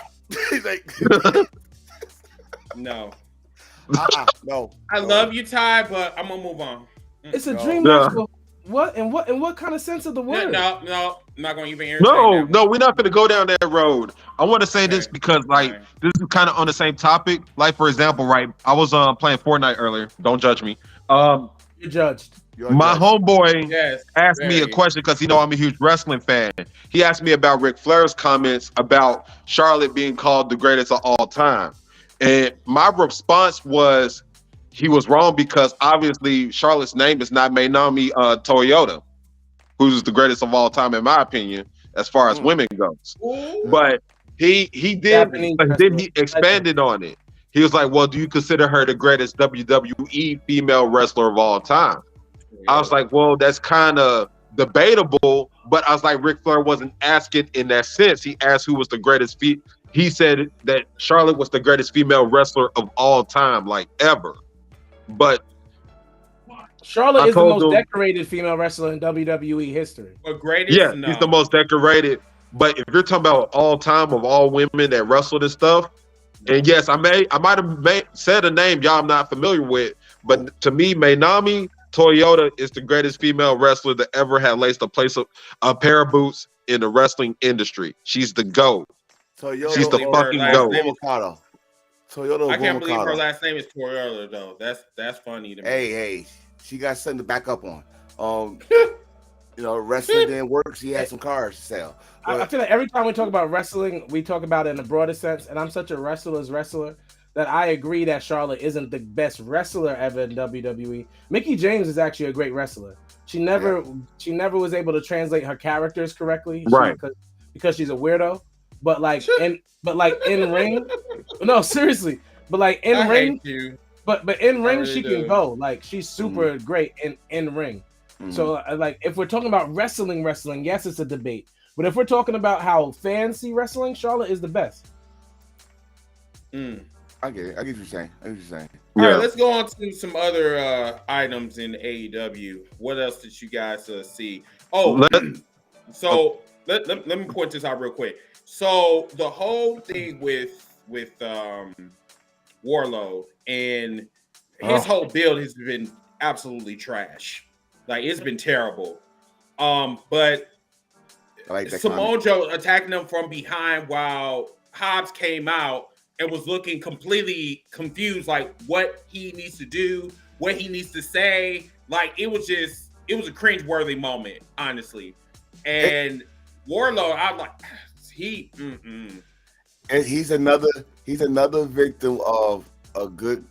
He looked great chasing the belt, but they're not booking him in a dominant champion. But we all saw that Joe turn coming. Like we're not blind. We saw it Rampage. But to me, do you really call it a turn? Well, I mean, yes, it's a turn in a sense, but Wardlow was being reckless with his fucking mouth. He deserved that. He deserved that. He deserved that. All belts.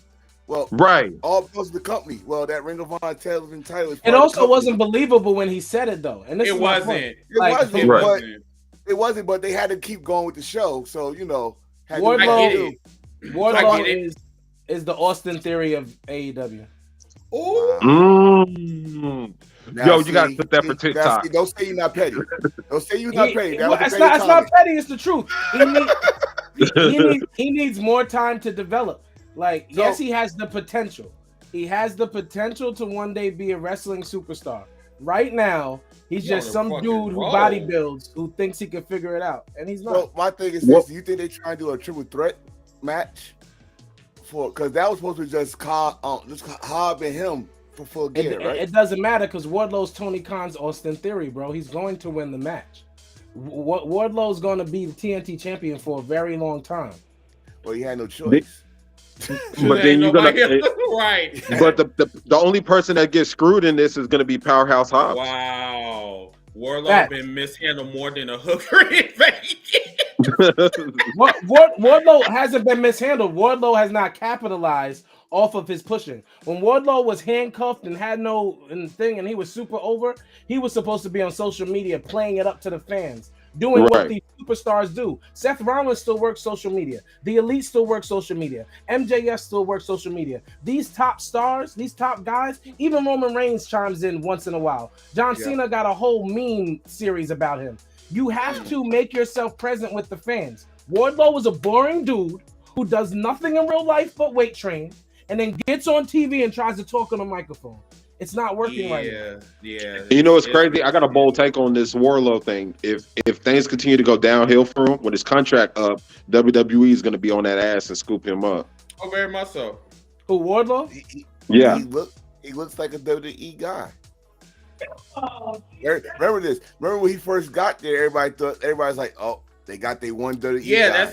That's the same thing with Wardlow is in the same except he's not good enough on the mic of Hook. Yeah, because Hook was a beast. Like, what the fuck happened to him? Like, it's funny because the news article was like asking these questions. Like, oh my God, like Hook is still alive? Oh my God, he's back? Oh my God! What about this person? Oh my God! It's becoming a common trend, right? We see a guy gets booked, he gets hot, he gets over with the crowd.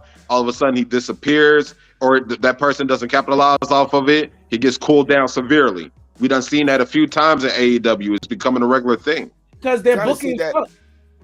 You can't see that in wrestling. Period. When someone don't talk, he just come in. He got undefeated streak. And then they build him up, and then finally they put him like in a title picture, saying, and he speaks. All of a sudden, his momentum go down because once he speaks, and it's not the crowd don't feel it, it goes a little downhill. Right. I mean, the momentum is still there, but it goes downhill a little bit. You know what's crazy is this dude said they tried to build Wardlow as the AEW Goldberg when that's not true. They were building Hook as the AEW Goldberg. Right. Let's build Wardlow like Batista. Exactly. I kind of have to agree with AB on that one because they did try to build him up like Goldberg, like he was like this unstoppable monster. But he lost. Wardlow lost a lot. I get it, but like his stature, whatever. I think I get where he's coming from with that one. But for Hook was more so trying to be the modern day Taz. He was just trying to follow in his father's footsteps. He was just trying to be a killer, and we did see that for a short period of time, and then he just disappeared. I told somebody this, like, I said, you look at Taz in ECW, the original ECW, and you look at Hook, only thing they do, they both walk in, Taz had a towel, Hook don't. Mm-hmm. Hook, Taz go to the corner and hold on. And pose. Yeah. And turn around. You can only do that you can do only. To my wife's point, though, Taz was great on a microphone. Hook sucks. That's when Taz was bodying motherfuckers on the mic in ECW. He was bodying it. And Taz's run in ECW was impressive. You got to remember, when he came back from that neck injury, he was not pinned for like 18 months. Right. And he was running through motherfuckers. And not almost after every match, but majority of his matches, he would go on the microphone and call out Sabu, before they had that match at Barely Legal. And Taz was talking the shit with the best of them. Taz got better on the mic during that time. Because you got to remember, his original run was the Tasmaniac. He wasn't saying shit. All right. You gotta remember this too. We talking about ECW here, but that mic was fucking I hate to quote Phil on this, CM Punk, but that was a fucking pipe bomb with Taz on it. Taz would talk about companies, would talk about wrestlers, and and also at the same time tell you a story because he wanted Sabu. Like, I don't want these motherfuckers, I want Sabu. And when they finally did it, that pretty much was the main event, even though they did tradition let the title be the main event. But that was because remember I think it was November to Remember 96 before they had the pay-per-view when they finally faced off and the fucking ECW arena went off and you had Taz standing over there with his arms folding. You had Sabu, the lights came back on, Sabu was pointing at the sky and everybody went fucking crazy. That was right there once they knew they had it. But you compare it to Hook. Like you said, Hook doesn't get on the microphone or anything. He doesn't talk or anything like that. And you can only do that for so long. It killed him. Yeah. But when he finally did talk, it was not like a straight up promo. He just said 2 words. Yeah, he only say a couple of words. That ain't gonna fly. I'm serious. That ain't gonna fly. You're gonna have to talk at some point. We have to talk about the Daniel Bryan Sammy match before we leave. Yeah, let's talk. Yeah. That was a good match. It was a good match. That's also told a story. And I loved it because they brought back old stuff from his injury in the Ring of Honor years ago when he had the eye patch. You remember that? It was a great match. I'm going to address the elephant in the room one more time. God damn it. What was the elephant? Sammy Guevara has lost some star quality from all the dirt sheets he's been in. Yeah. I mean, he's just he's portrayed as being a whore. So Shawn Michaels was a whore. Bret Hart was a whore. I mean, yeah, but they didn't lose any star quality from it. Sammy Guevara, he used to shine a little more than he currently does when he's on the screen. It felt different. Well, with Sammy, he's a walking controversy. It's like his name is always up with something. If it's not him talking about he was going to rape Sasha Banks or or the stuff with Matt Hardy, or then it's that kind of. That's my point. He was able to bounce back after the Sasha Banks thing because he stuck to his vlog. He was just building characters, like the whole Fuego thing. It was a feel good moment, and he, instead of just continuing to be the feel good dude off camera, we started getting stories off camera that he wasn't the dude he was portraying still. I think the Tay Mello shit was really kind of kicked it off, and then everything else came afterwards. Oh, remember, he asked his girlfriend to marry him on AEW, and all of a sudden you about to marry Thanos. Thanos. No, I don't remember Thanos. Yeah. Tay Mello is just so we're all clear is at the bottom of the list for the women's roster in AEW. So just compare everybody to her and stack them from there. In case you're right. She's bad. This one, what AB is saying, he said this guy main event WrestleMania and was the hottest heel in the company. Then they made him lose to the most boring champion in AEW, and he has done nothing of importance since. Bryan Danielson? Yep. I mean, that's who we talking about. I believe that's who we talking about. Bryan Danielson's been putting on bangers after banger in AEW though. Yeah. Like every match he does is fire. I mean, I really believe at this point, AB, that he just basically putting over talent. He just making them look good. This is not about championships at the end of the day, because if we were to talk about championships, he would have been TNT champion or world champion like by now. I feel like that while this may be true, it's irrelevant because Daniel Bryan's position is so clear to me. Like he does what he's supposed to do. He's had he hasn't had a bad match. Right. Period in AEW. But to me, I think it's genius in a way because he's gonna be world champion. Let's remove that doubt. He's gonna be world champion eventually. Is what I like about this is gonna get to a point to where we're gonna want it so bad, and when he finally does it, it's gonna resonate. It's gonna feel right because we done seen him try. How many title shots have he had since he been in AEW? So when he finally wins it, it's gonna mean more. But it's not.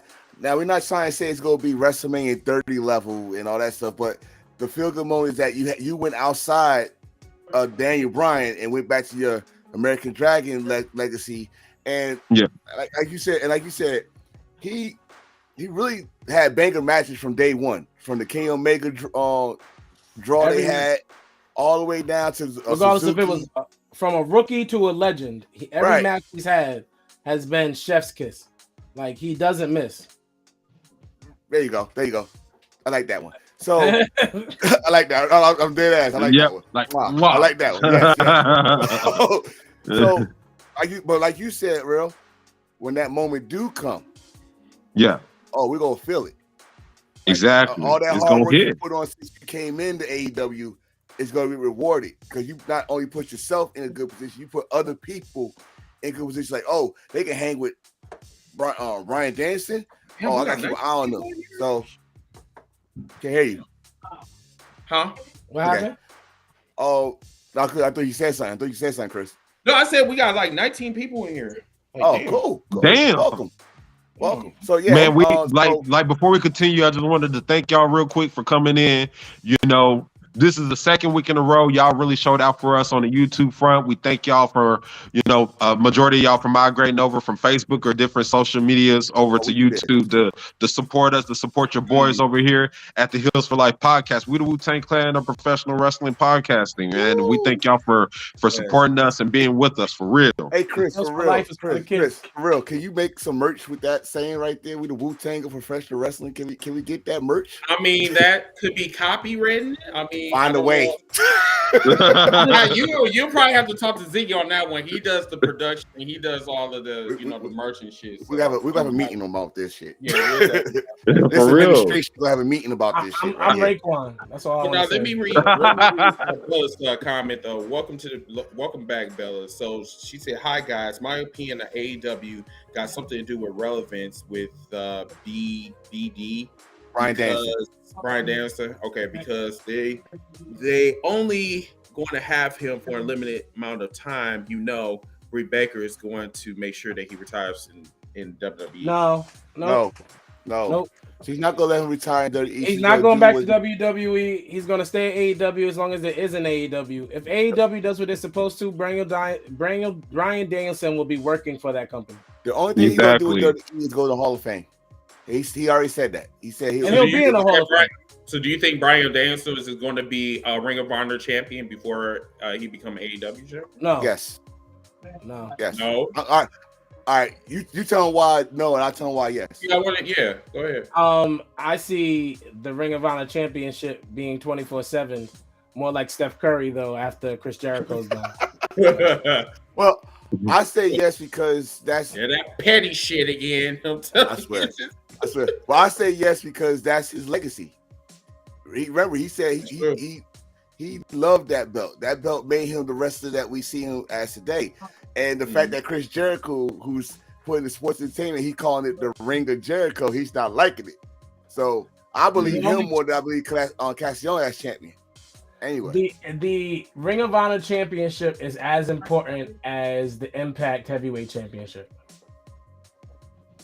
Maybe Bryan Danielson to be the one to bring it back to the prominence that it once had. Like the Ring of Honor title, like despite the recent history, and mind you, no fault of their own. A lot of people left, between AEW and WWE, so they didn't really have anybody left to put the title on. But if you go deep into their history, some notable people held that title. Bryan Danielson, the Tyler Blacks of the world, the Kevin Steens of the world, and yes, I'm using their indie names and not the WWE names.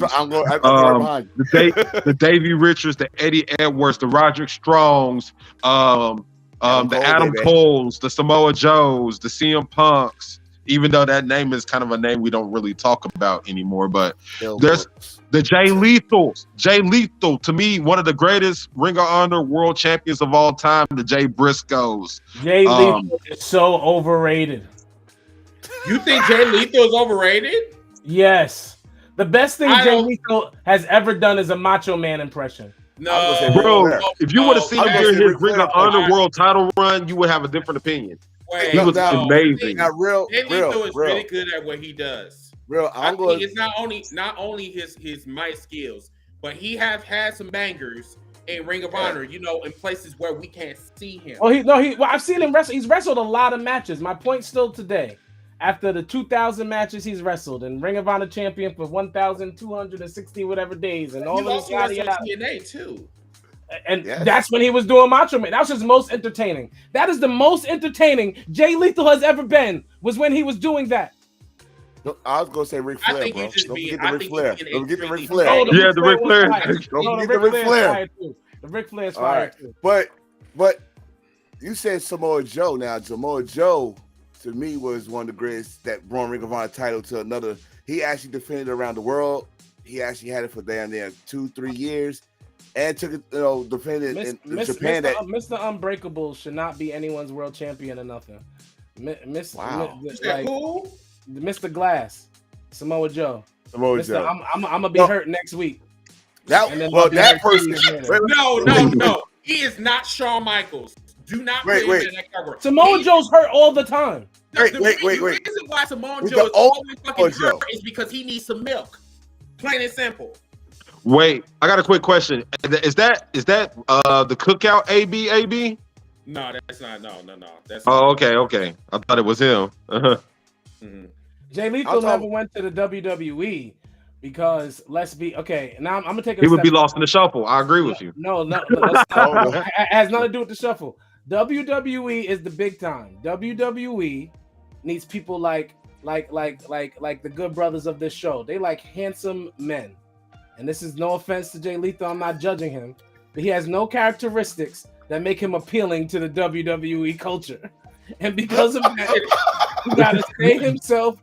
Him and Moose. I can keep going. They gotta stay where they are. Moose just needs something to do. He needs to do something about that tongue ring or something that's going on with that teeth or whatever. He got a list. What's going on? Take It Home podcast. What's going on, Chris? How you doing, bro? Oh my God. Samoa Joe, he got. We got Nasty Leroy in this bitch too. Hey, Chris, we gotta say it for the one time. Swang.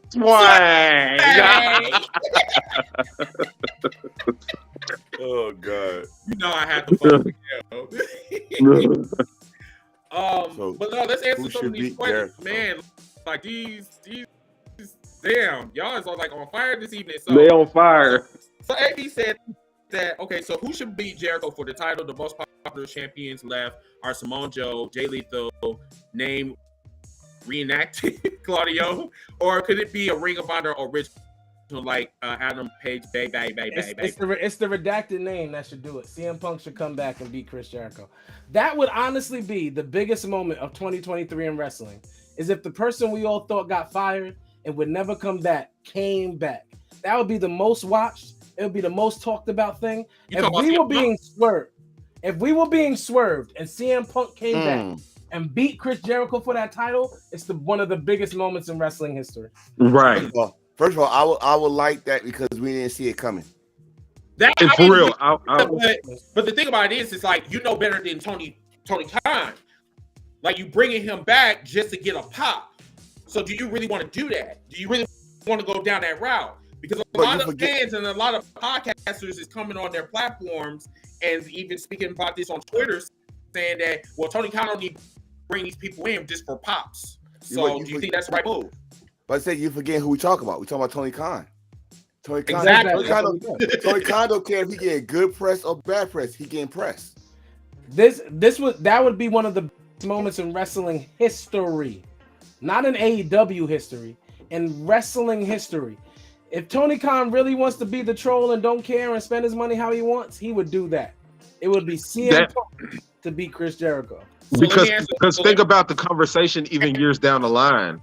Like people would be like, did they swerve us into did they turn? Because people would still be questioning it once it happened. People would still be talking about it because they'd be like, all right, was this a work all along? Was it a shoot turned into a work? Like people would question that for years to come. It's the Montreal screw job all over again. It's something that exactly. Now to answer y'all question about are we going to be streaming full gear? Well, y'all, once again, if y'all do, y'all gonna have to put in $5.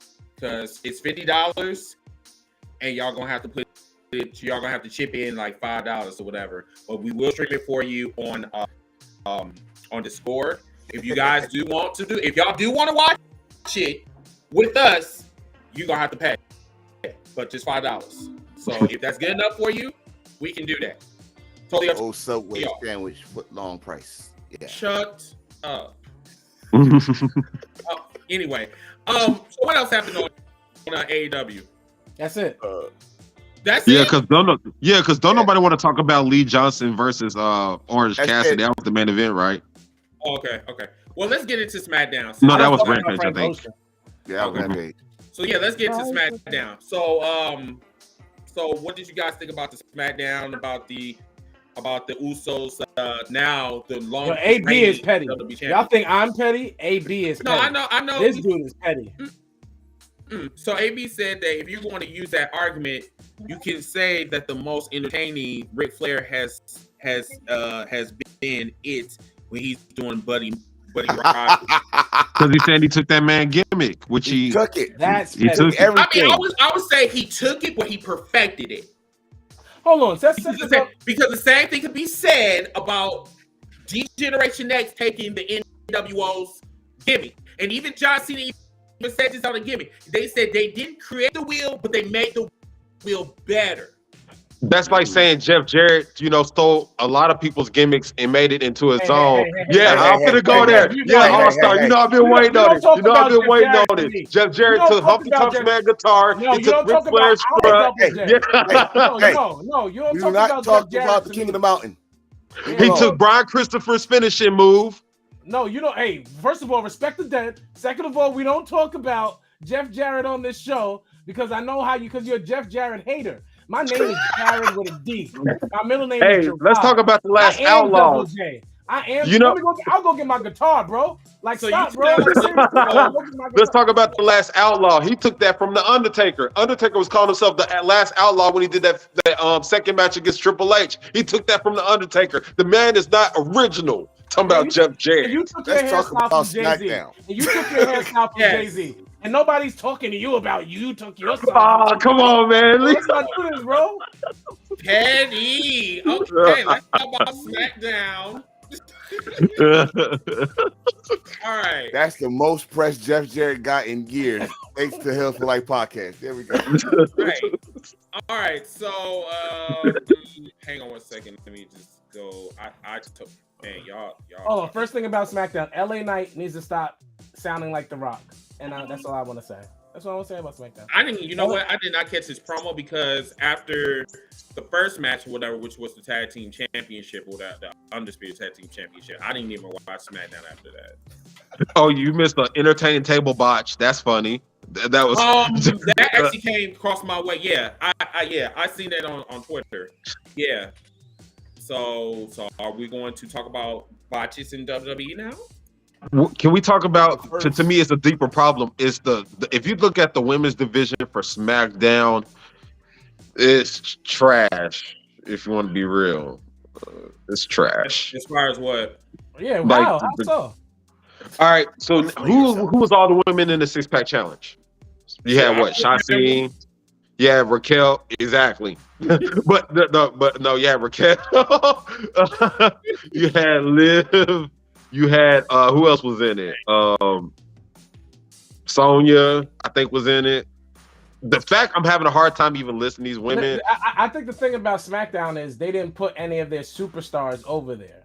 Like, and I think that's why you feel that way. But I think like the women's division is like with Ronda Rousey being there, ain't nobody really gonna outshine her anyway. And if they're building, and man, I hope they are, because I wanted this last year. If they are building to Ronda versus Shayna at WrestleMania, take my money. I want that. I want that match. We need that.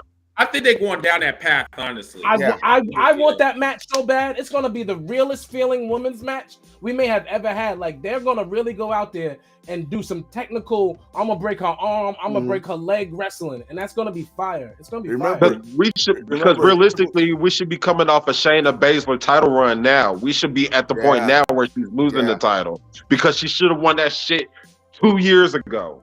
Against Becky, right? Yeah. Yeah. But the thing is, you know what they say in wrestling, you don't hit the only person you hit hard is your best friend. They go be going hard in this match, and at the same time, they going hard to prove a point, because a lot of people is like, hey, what's going on? It's not, y'all not building them how they supposed to be built. Like if you're saying that Shayna Baszler is this beast, this animal, she hasn't been looking for a while. Well, lately she has, but not a whole WWE main roster. That's what I'm saying. Finally, up to WrestleMania, we'll get the build where Shayna's taking everybody out for Ronda. And then, the switch hits and she's going to turn on Ronda. And that's going to be also master plan type shit. Like Bella, like I get it. But the thing is that Ronda versus Becky, we don't need reruns. If you want to rewind, or if you want to rewind, all you got to do is go to the WWE Network. We need to see shit that we have not seen before. We need to see Ronda versus Shayna. That's what I need. Story. You got a story behind that. Doing reruns at WrestleMania, it got to be for a reason, and it has to be epic. Rock versus Stone Cold, take my money. That's the trilogy. But Ronda versus Becky, no. Battle of the Four Horsewomen. Yeah. Ronda versus Shayna is the match we want. Like, we need that match. Like, we need it. We need that match. What if the whole? We're gonna get Bayley versus Sasha at WrestleMania. Quote me on that too. We're gonna get Bayley versus Sasha for the Raw title at WrestleMania. What if the story is that like Shayna turns on her and be like, "I was using you, Ronda, because I was me and you together. We were able to take out all of the women, and I wanted to put it to where it was just us two left. So now I'm coming after you after using her. Even better. Yeah, Four Horsewomen. As long as they have a story, as long as they have a storyline and the shit makes sense, that's all I care about. Yeah, I don't talk about Lacey or Raquel Gonzalez, so just give it up. Yeah, I don't deal with anybody. Stop bringing them up in the comments. We're not talking about them. I don't deal with anyone back that looks like a roadmap. I'm good. I'm about to say, unless you need a roadmap, there you go. There you go. We're not doing it. Right. Lacey and Raquel hang out with Braun Strowman in red pants. Exactly. Anyway, what's the our star been on fire all night? Yes, he has. the pettiness. So what was the next item? So we talked about War Games. War Games. So they're building up. No, that was at the end of SmackDown. Yeah. Before we do that, I just want to ask: are they trying to build Bray Wyatt's first match with LA Knight? That's my point. Now I'm gonna start this again. LA Knight cuts promos in The Rock's voice. It is the most annoying thing to listen to. I don't know how we listen to LA Knight do a preacher / rock thing every time. Like The Rock. If you listen to him, I promise you, it's gonna blow your mind, bro. After I said H. I know. Listen, after I said The Rock, please go back and listen to how he was talking before the Fiend interrupted him, before Bray Wyatt interrupted him. It was the most annoying thing ever. It is so annoying when he talks. And of course, they're feeding him LA Knight. Hopefully, LA Knight is not a part of the Sinister Six, whatever. That would suck because I don't want that. But they're feeding him LA Knight. He's being fed to Bray Wyatt. Like, he was funny as hell. Just want you to know, he was funny as hell. But no, let's. He actually talks like that. See what I'm saying? That's crazy. He watched too much wrestling as a child. It affected him as an adult. There's nothing wrong with that. There's nothing wrong with watching too much wrestling when you was a child. But you don't speak in a promo voice. Do not allow All-Star to mess up your confidence, especially if you want to be a wrestler. Do not listen to any man that is petty and he is 5'6". Thank you, Derek. So is Derek petty? LA Knight really sounds? Yeah, he's petty and motherfucker. He don't sound like no goddamn Rock. If we want to talk about people that sound like The Rock, let's talk about your boy. Who's that dude? The light-skinned dude in AEW. What's his name? Ricky Starks. Ricky Starks. That is The Rock. Nah, I like Ricky Starks. I like Ricky. That's me, Rock. I just think that bad comparison. That's just you. I don't think you listen to enough LA Knight because I don't think you like. I don't even watch SmackDown like that. I need you to go listen to LA Knight and then. Okay, I'll try. I swear, All-Star, I'm gonna go do that, and I swear, if he sounds like The Rock, I'm gonna blame you for fucking up LA Knight for me. I'm gonna blame you for that shit. I'm just letting you know off top. He's giving me a lot of clips this evening because there's a lot of shit on here that they really need to talk about and like really dissect a lot of this shit because this shit is hilarious. Because I'm like, I've never heard him sound like The Rock. Watch. Now we gotta go listen to him with our eyes closed in this seat. Right, because he got me with the Saraya shit. Talk about that she sound like a Karen or whatever, yelling at yelling at a. Fuck that's still fucking my head up. Please don't bring that back up. That's funny. Nah. Sammy's definitely the white friend we all have that we give a black card to. Stop it. He's the one white friend we have that if they talk how they talk with us around our other black friends, they get beat up. Stop it. I hate you. I hate you. Okay. So War Games. What y'all think about this? About War Games? So look like you're gonna have the Brawling Brutes and Drew, and I'm hoping it's gonna be KO. Yeah. And then you're gonna have them against the Bloodline.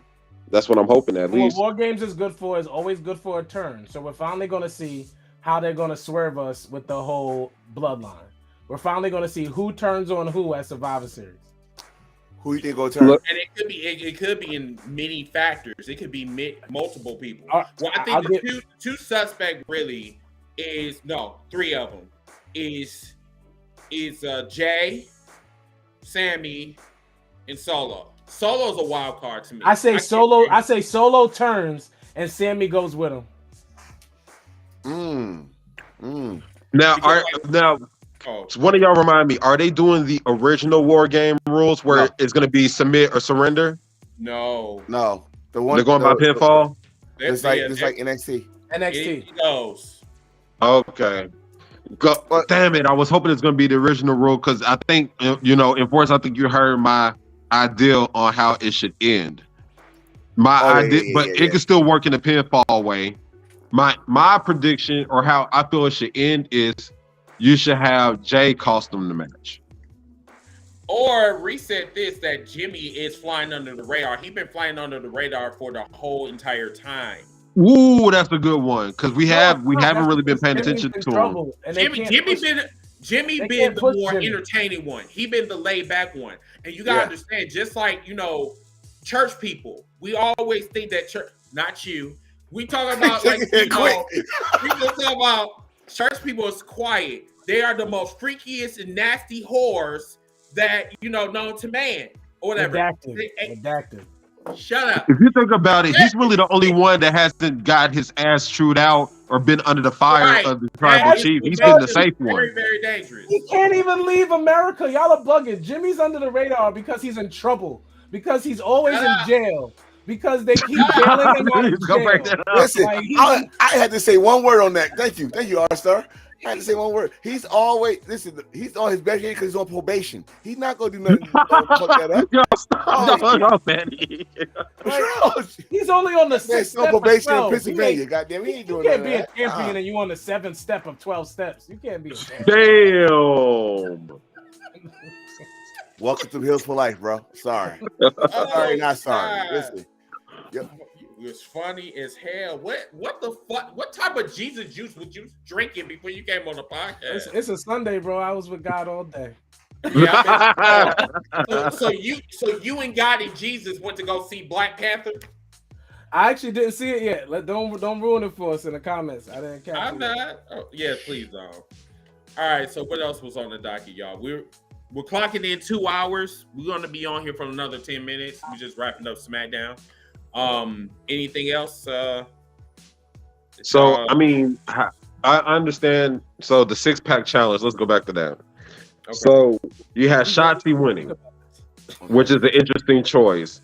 But we know Shotzi's going to be another body fed to Ronda. Do y'all feel like at this point in time that everything in between now and what we want to happen at WrestleMania with Ronda, do you think it's going to make her title reign very unappealing? No, not at all. No. Because we're still going to get Shayna Baszler being the pit bull next to her every single time. Like, and that's going to play off. Like, you talking about the women's roster being weak on SmackDown? That's on purpose. So Shayna and whatchamacallit, Ronda can just break everybody's limbs. Like, they're going to destroy the women's roster. So it's basically best them. Damn, I feel bad because look who's going to be Look who's gonna get destroyed. It's gonna be Shotzi, then it's gonna be Lacey Evans, which I don't mind that. I don't mind her getting destroyed. Then Raquel Rodriguez don't mind her getting destroyed. Gonna take both of them though. They're gonna cheat because they're trying. I hope she break her goddamn back. Honestly, hell, even when Aaliyah trash ass come back, she's gonna get destroyed too with her trash ass. Aaliyah, nowhere close to that damn title. Aaliyah is a bottom shelf Carmella and Bro, I'm sorry. I have no love for a bottom shelf. You know what? She's lower than that. She's trash in the ring. And yes, I'm saying she's trash, and I don't give a fuck who thinks otherwise. She's trash. Have y'all seen that promo where she was literally reading off the teleprompter because she couldn't memorize her lines? There's like big eyes. There's a lot of them motherfuckers that can't. There's a lot of them that's like that. There's a lot of them. Nobody's gonna get mad at you for talking about Aaliyah. Good, because like she trash. Hell, Emma, who just came back, is probably gonna be on that list of people as well that's gonna get destroyed by Ronda. She already oh yeah, that's right. She's already on the list. But I mean, she's gonna get bodied by Shayna, and then I like Emma though. I do. Man, please, she is fucking boring as shit. Like coming out. Hey Emma. Hey, I'll say this: Emma a better wrestler than Saraya though.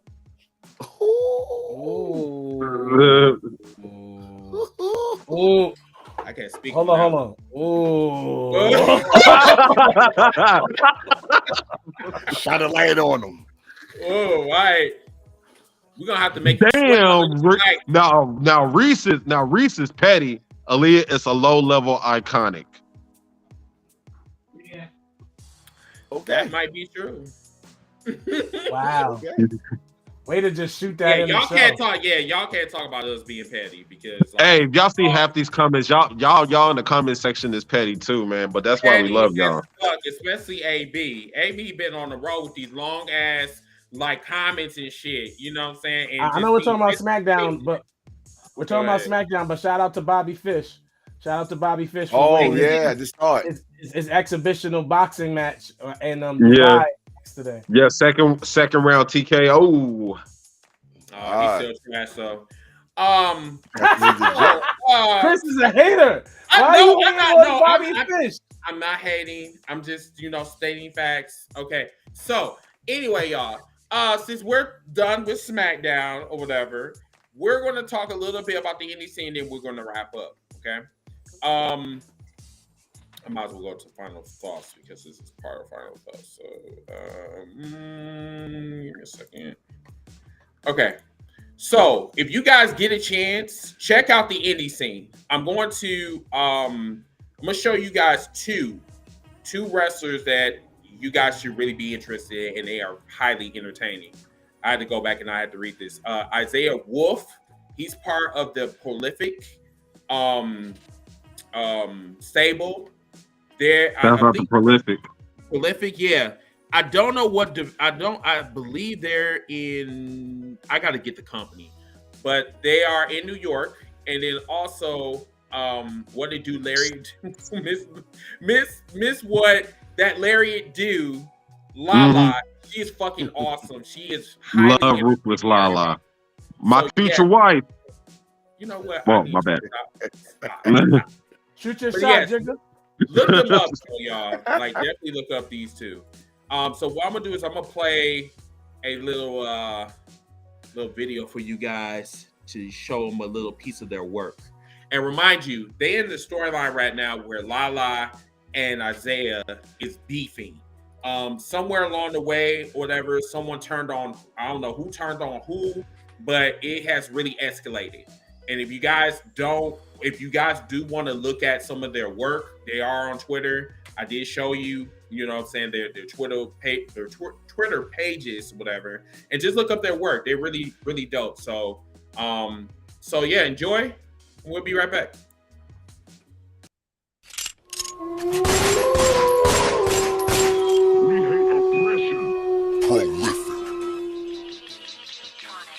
We prolific, it's all business. We all in this. Who want war with giving? We all winning. Grab the title, it's all gifted. Dominate, prolific. We prolific, it's all business. We all in this. Who want war? This all given. We all winning. Grabbing titles, it's all gifted. Dominate, prolific. Prolific, too talented. All business. Prolific. All business. Physically dominating. Prolific. All business. We all in this. We all in this. Prolific. It's all business. We all in this. Prolific. It's all business. We all in this. Prolific. Yeah. Prolific. Who's better than the favor? The style is all wicked. So give it. Anybody can get my foot in their ass. The style of legend is all scripted. Who could dominate like us? Leave it all in the mentions. Who want war with the crew? It's how we do. This mention is overall in the news. The end of you. This business is nothing personal. Got the hearse for you. The world of beatings is not enough for you. We prolific. It's all business. We all in this. Who want war with giving? We all winning. Grab the title. Messed up now. Dominate. Prolific. We prolific. It's all business. We all in this. Who want? Yo, homie was just back killing. Hey, auntie. What's going on? You put on nice and pretty. Okay.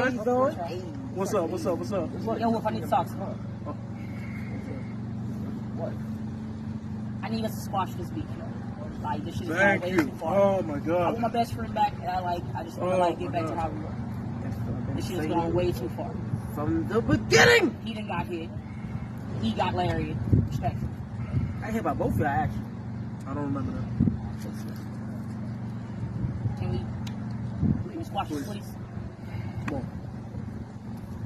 2023 is almost. No. Bruh, she's 2-1. You got the people thinking I'm pussy. Pick it up. Don't do it. No. Yo, I don't beat your ass in this dress, yo. Like, what's wrong with you? You acting like a punk ass. Yo, do something. Do something. You're being really stupid. Stupid. Stop. Stupid. Yo, I get some kicks in the head, got you messed up. You know what? Hey, we'll talk. Whatever, yo. I try to talk to your punk ass. You need help. Lewis, stop. Get him in the car. We're in the stop. Next time I kick your ass, it's gonna be lights out. Once again, check out Isaiah Wolf and Miss what that Larry do, aka Lala on our church. That was funny. Check it out. That's what you're gonna get from the indie scene. You're gonna get gutter.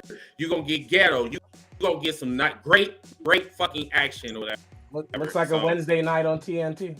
Yeah. For real. And just want to say, y'all, one of the cars y'all can catch Prolific on was shouts out to Jobber-Tears podcast. I always give them a shout out. Yeah. They was on Jobber Slam. I think was the first one. Prolific went against JTP South in a 6-man tag team match. So you can check out their match on that card there. Shouts out to Prolific. One of the most underrated stables on the indie scene. For real. Y'all got to check out their work. As you can see from that video, they're a unit. They're awesome. Also, y'all make sure y'all check out my future bae, Ruthless Lala. She's awesome. She's a great storyteller. Her lariat.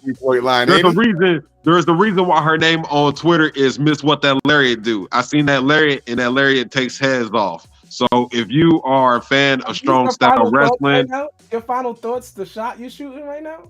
Yeah, I'm just saying, like I'm just saying, man, like if you're a fan of beautiful black goddesses that does lariats and takes heads off, man, Ruthless Lala is who you need to check out for real. And that, that's my final thought right there. How the hell we gonna follow that? Okay, how we gonna follow that? I can't follow. Well, I think what? Shout out to all the Karens out there. Get out of my house. And then shout out to the Money in Bank losers. Shout out to the ones that were thrown in orbit. Shout out to all of the Mandingos out there. Shout out to the goldfish in the Atlantic Ocean. Shout out to all of the ones that are jealous of me because the Packers beat the Cowboys today. Shout out to the people that hates my blackness because it's just more shinier and I just use Dome soap. Shout out to this podcast because this podcast is fucking awesome. That's all I gotta say. Awesome. I'm gonna go next. I'm gonna make the enforcer close it out. Wow. I am the bearded babyface Jared All-Star. Scan the thing or just go search me on all music platforms. My music is dope.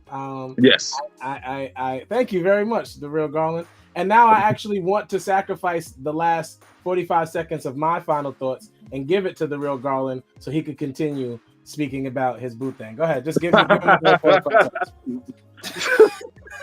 What about the lariat thing? What about her lariat? What's so like she does a discus lariat and she's taking people's heads off, and you know what I'm saying?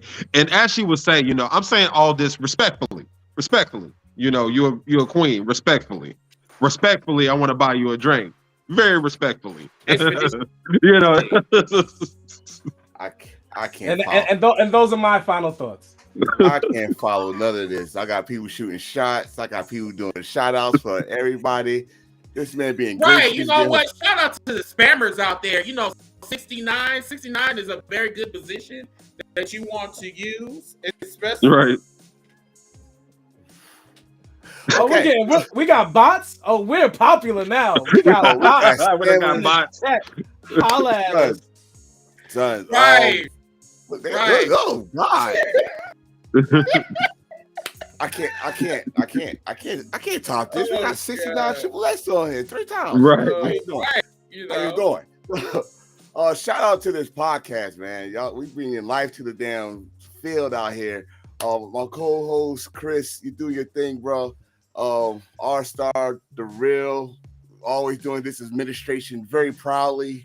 Yeah. So we do it for the administration. Very proudly. Also, keep your eye on the indies. I just learned something from the indies. I'm gonna check them out later. Stay with your local indies. You might see the next superstar. Also, shout out to my New York Giants 7-2.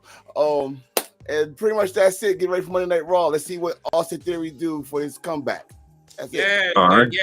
So tomorrow, next week, we will tell you guys. I think we'll probably do like a little little show. Tell you guys like Jared what's All-Star going on everything. as far as what? He asked what my Twitter was. It's Jared All-Star on everything. I'm sorry. My apologies.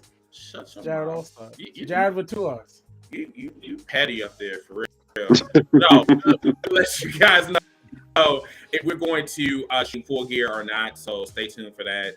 But yeah, until that time, you guys have a wonderful work week. Be safe out there, and yeah, shout out to the 69 suckers out there. Yeah, wonderful night. Heels for life. Bye. Yes, for life. Yes, sir.